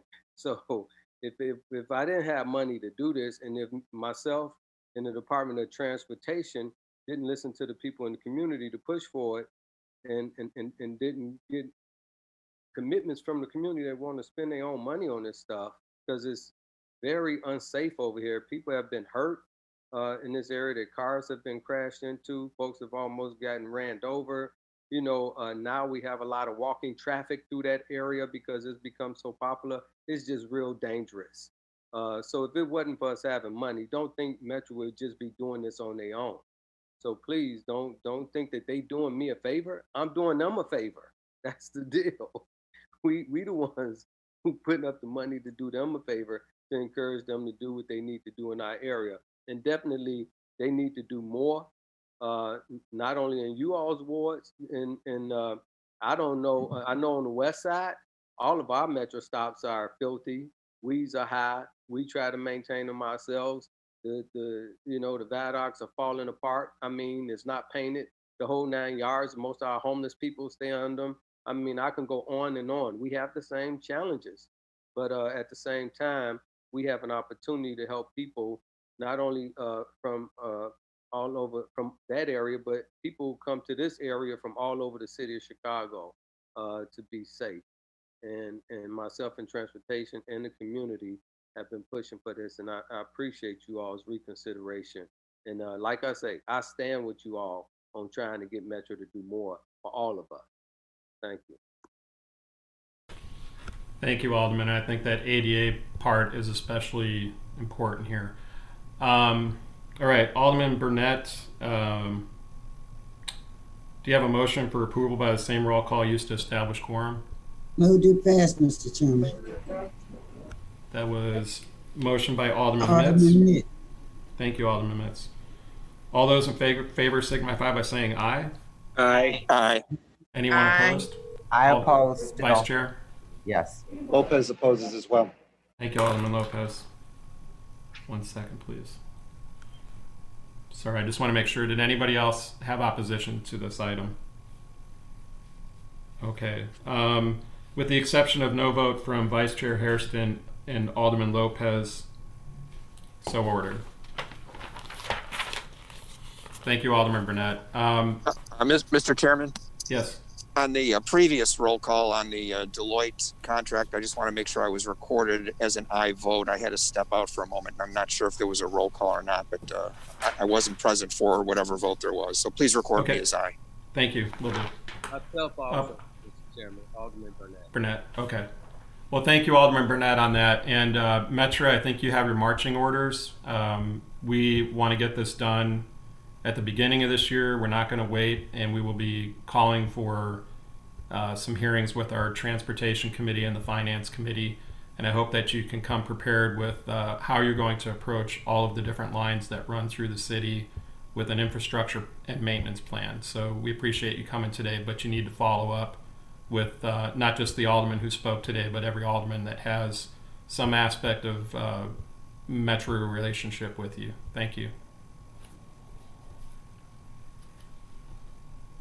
All right, ladies and gentlemen, moving on to item number 5. This is a communication recommending a proposed evidencing intent to issue Chicago O'Hare International Special Facility Revenue Bonds in an amount not to exceed $55.6 million for the benefit of Transportation Infrastructure Properties, LLC, and or Aero O'Hare 2, LLC, or affiliates thereof. Amber Ritter and Jamie Reeve from the Department of Aviation will join us to testify on this matter. And first of all, I want to say I appreciate everybody coming to the briefings amidst the public safety meeting. But we are first going to hear from Ms. Ritter. Thank you, Chairman. I will actually turn it over to Commissioner Ree if she is. Okay. Thank you. Yes, thank you. Good afternoon, Chairman Wagesback and Vice Chairman Harrison and members of the committee. We are here today to seek your approval on a bond inducement ordinance that will facilitate the construction and development of the final phase of a 3-phase cargo facility project at O'Hare, known as the Northeast Cargo Facility, developed by Aero Chicago LLC, or Aeroterm.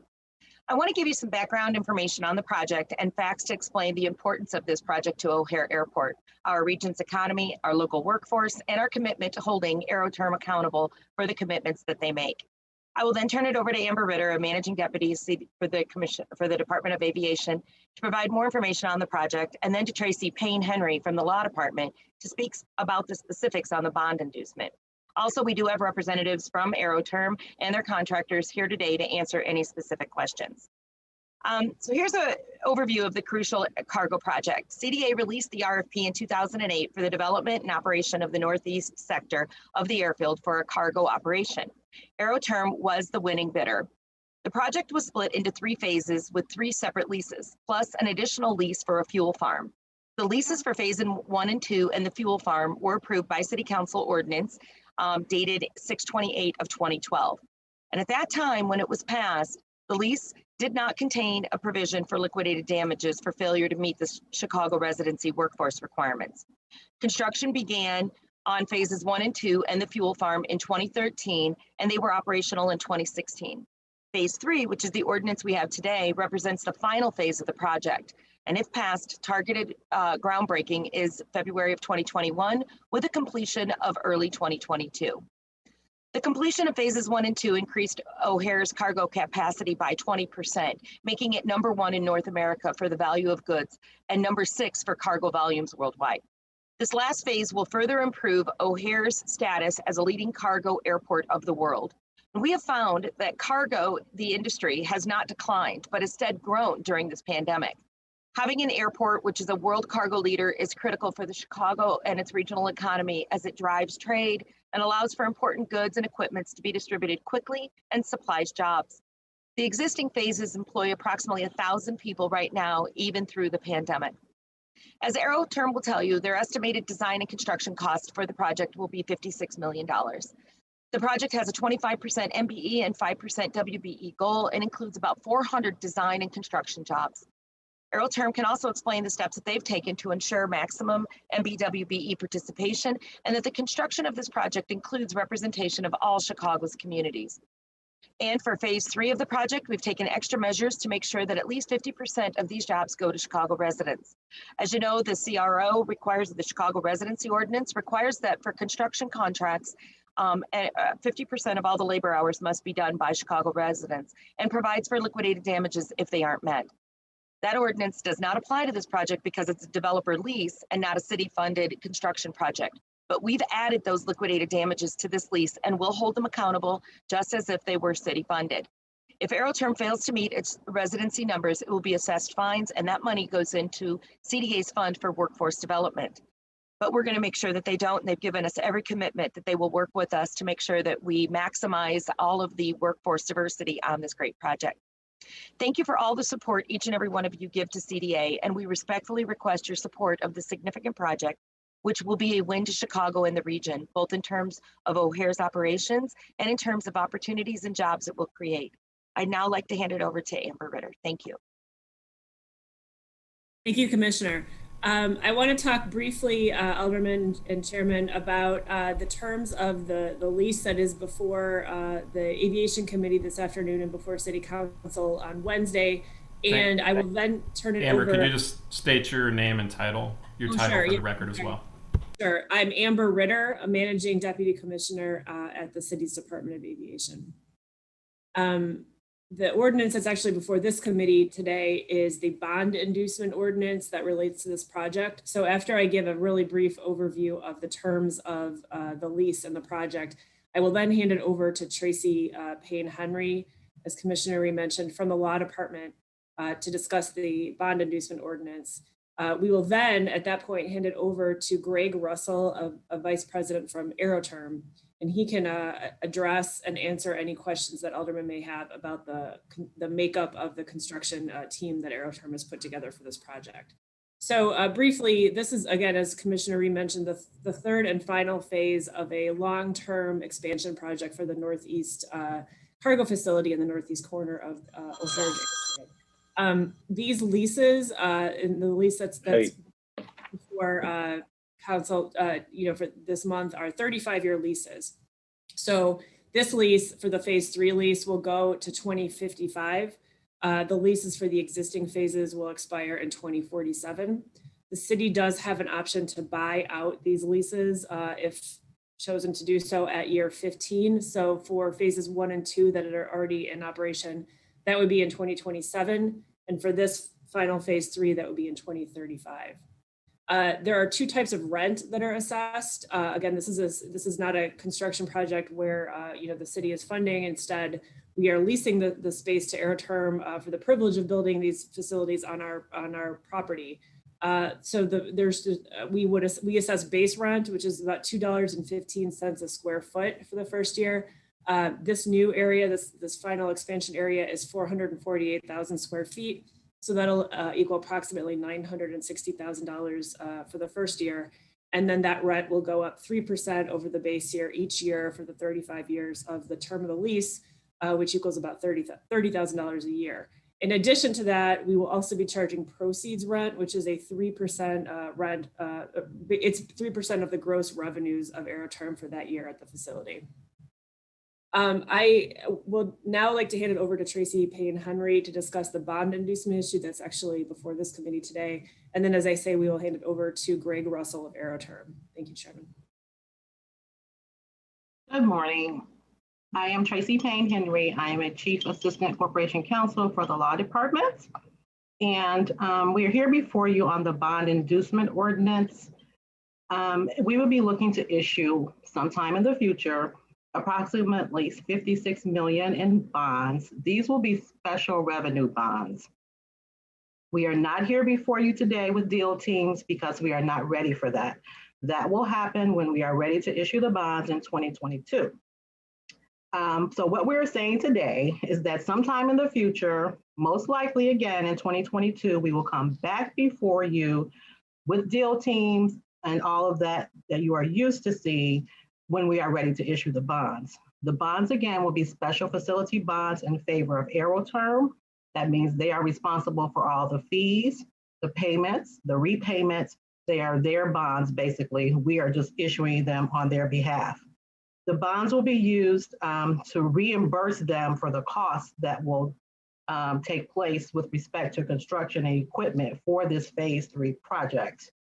And again, they are responsible for all the repayment, the fees, but we will issue them for them as special facility bonds sometime again in 2022.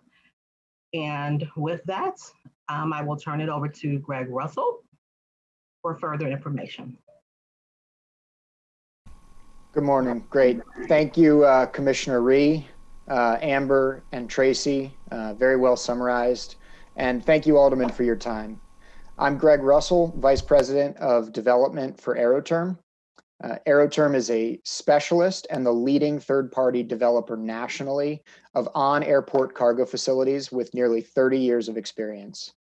Myself, on behalf of our team that we have with us today, would like to convey how proud we are to be back in front of you to get this exciting project, along with its associated job opportunities, underway. Specifically, I'd just like to note a few quick highlights. This will be the first major air cargo facility at O'Hare International Airport to be constructed by an African-American-led construction team. Specifically, that is BOA Construction, leading a team that also includes Discoto and Clayco. BOA and Discoto, both well-respected local Chicago MBE firms, will represent over 60% of this prime contract. Aeroterm and our team's commitment on this project is to create a new floor for construction projects at O'Hare with over 40% MBE participation. And I understand for the first time for a privately funded project at the airport, we've agreed with the CDA to liquidated damages if we don't meet the 50% City of Chicago workforce figures. So with that said, we're excited about all of this. And with me today are a few key members of our local team. Specifically, that's Michael Bender, Project Manager of Construction with Aeroterm, Nosa Ehiwema and Tiffany Green with BOA Construction, Fred Discoto and Peter Owsley with Discoto, Rachel Ivy with Communities Empowered Through Construction, and Vanessa Lowry with Greenberg Traurig. And so with that, I thank you all for your time today, and I'll turn it back to Amber. Thank you, Greg. And Chairman, we'd like to turn it over now for any questions or comments that I'll make. Thank you for your presentation. Are there any questions from the council members?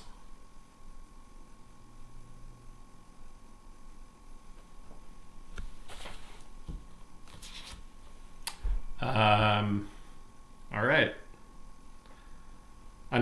No questions from the council members? Then on item number 5, may I have a motion for approval by the Alderman same... Irvin has his hand up. Thanks, Alderman. Alderman Irvin. Sorry about that. I didn't see you there. No problem. Thank you. Thank you, Go ahead. Chairman. Just wanted to thank AeroTerm and their team for listening to the concerns that the caucus brought forward and are responding forthwith. So just want to thank them for their response and leadership on the issue. Thank you much. That's all. Thank you, Alderman. Leave it open for a second. Does anyone else have any questions or concerns? Okay, on item number 5, I have a motion for approval by the same roll call used to establish quorum from Alderman Irvin. All those in favor signify by saying aye. Aye. All those opposed? Hearing no objection, so ordered. Thank you very much, Commissioner and Ms. Managing Director. We appreciate you guys coming back on today and explaining and working with the Alderman on this item. Chairman Wagisback? Excuse me, pardon the Yes. interruption. Can I suggest that the motion be to approve passage by the same roll call used to determine quorum? Yes, I had a motion for approval by the same roll call used to establish quorum by Alderman Irvin. And I think you heard no objection, and so that's satisfying. Hearing no objection, so ordered. Thank you. Thank you.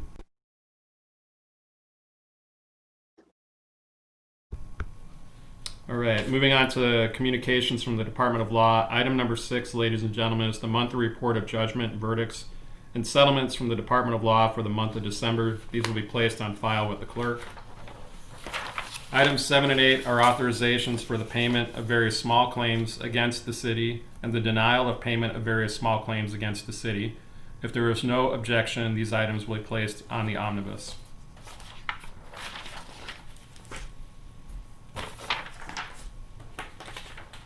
All right.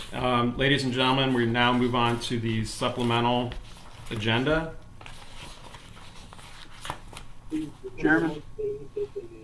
Yes. Ed Burke. Yes, sir. Chairman, I stepped out of the room for a minute.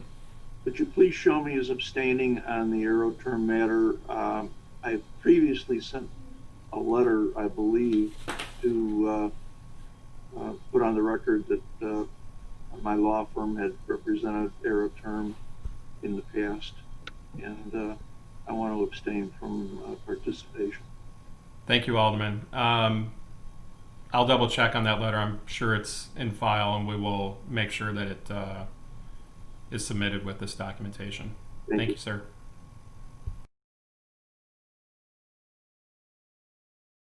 All right, ladies and gentlemen, we have one proposed order authorizing the Corporation Council to enter into and execute a settlement order in the following case: Antoine Galat versus the City of Chicago.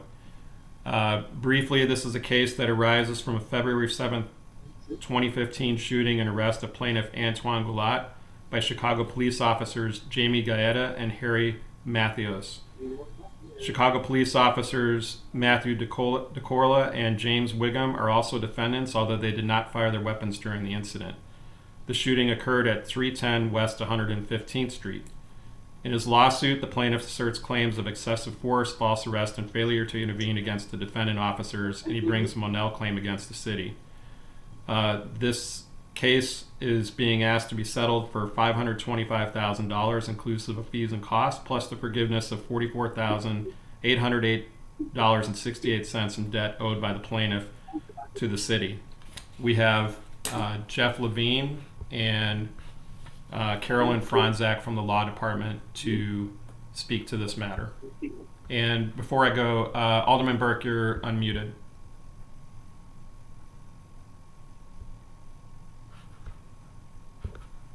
Okay. Jeff Levine, are you there? Yes, I am. Okay, please proceed. Good afternoon. Thank you, Chairman and members of the committee. Jeff Levine, Law Department. As the chairman mentioned, I'm joined by my colleague, Caroline Franzak, also of the Law Department today.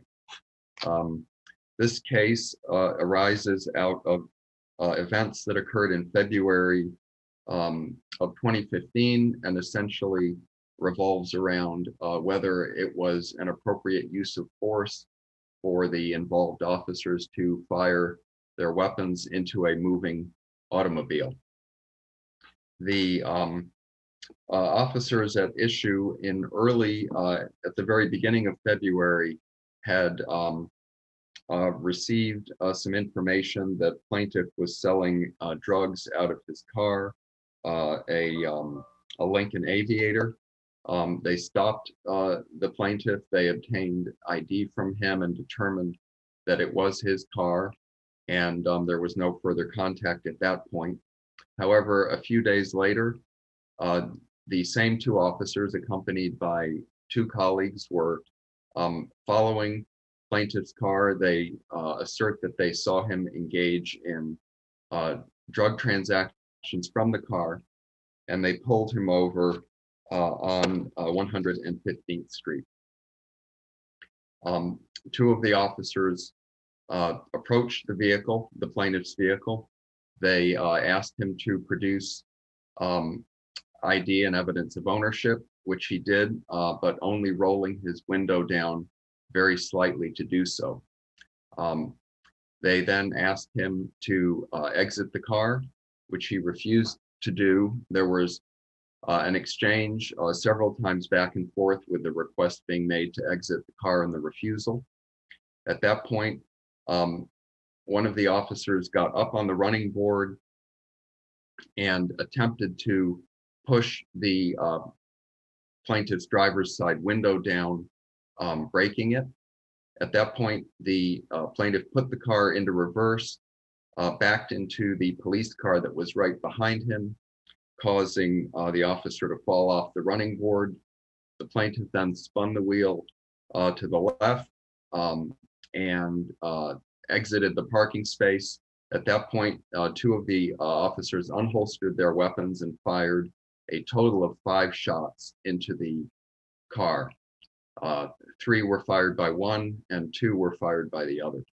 One of the shots struck plaintiff, hitting him, and this is significant because the forensic evidence shows that the bullet penetrated the plaintiff's body from the rear, from behind, not directly behind, but towards the 3/4 of the rear of his rib cage and exited the front. This fact would tend to support, or rather this forensic finding would tend to support plaintiff's argument that the officers were not in fear of serious injury or death to themselves or others because the vehicle was not traveling towards them.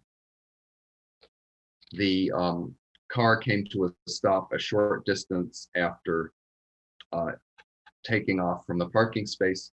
Plaintiff was arrested without incident, and in the vehicle, the officers found some small baggies of marijuana and about $274.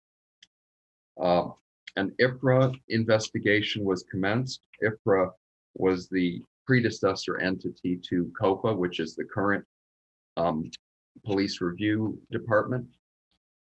IPRA concluded that the shootings were not justified. At the time and currently, the relevant standard essentially is that firing at or into a moving vehicle is only authorized to prevent death or great bodily harm to the sworn member or other person. When confronted with an oncoming vehicle and the vehicle is the only force used against them, sworn members will move out of the vehicle's path.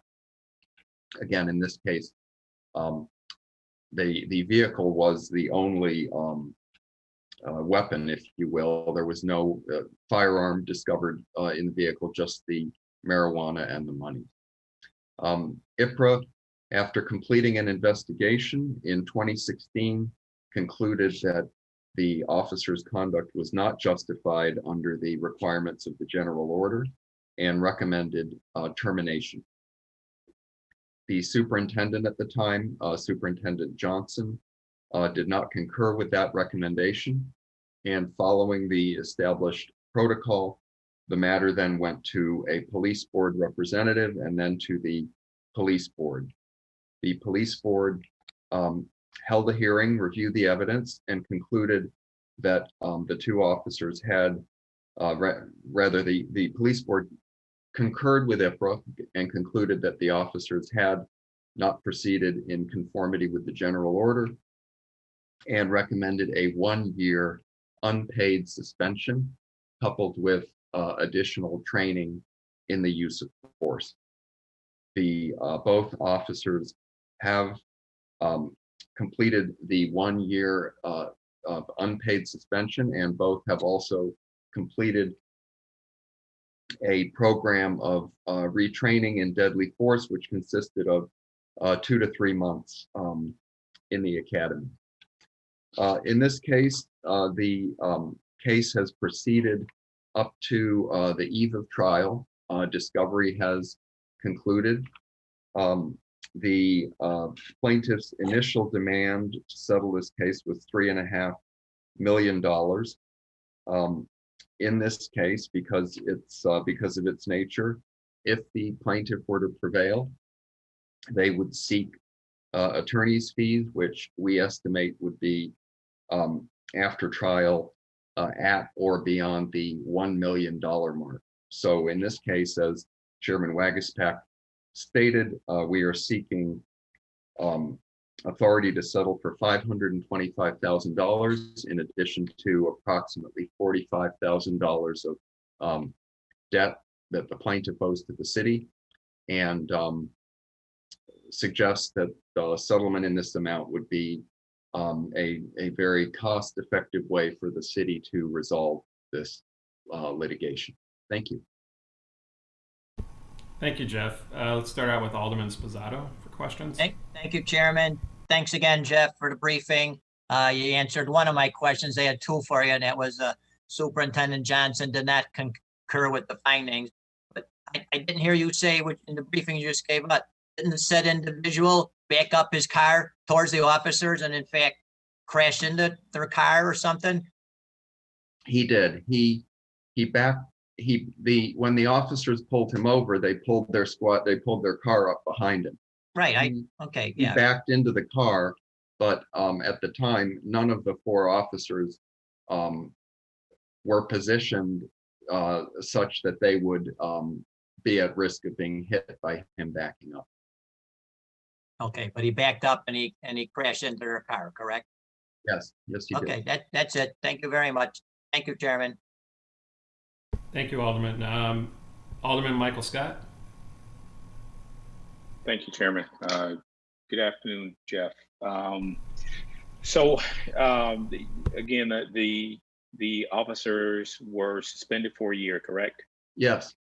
All right, and in that year, were they able to use vacation, sick, or any other time to be paid in that year?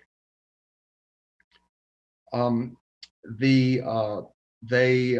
gather that they were eligible to apply benefit time towards that year, but they did not do so. All right, and if they were eligible to apply benefit time towards that year, does that year count towards their years of service towards retirements?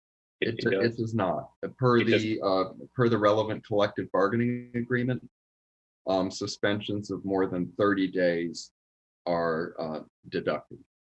Okay, and then what was the time that you said the retraining? You said how many weeks? I'm sorry, I know you said it, but I missed it. Sure. They went through the retraining after they were reinstated in July of 2018. It consisted of use of force, training refreshers, the current state of the law training, and specific training on department use of force policy. And it was between 2 and 3 months. 2 and 3 months. Okay. Thank you, Mr. Chair. Thank you, Jeff. Thank you, Alderman. Are there any further questions from Alderman on this item?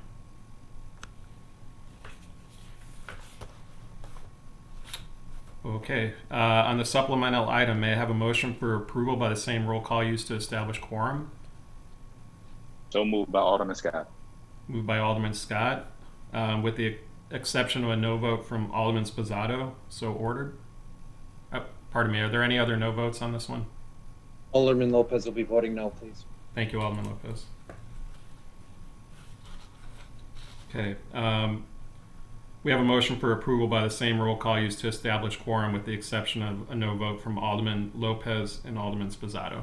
All right, thank you, Jeff, for testifying today on this item. That is all we have on the supplemental.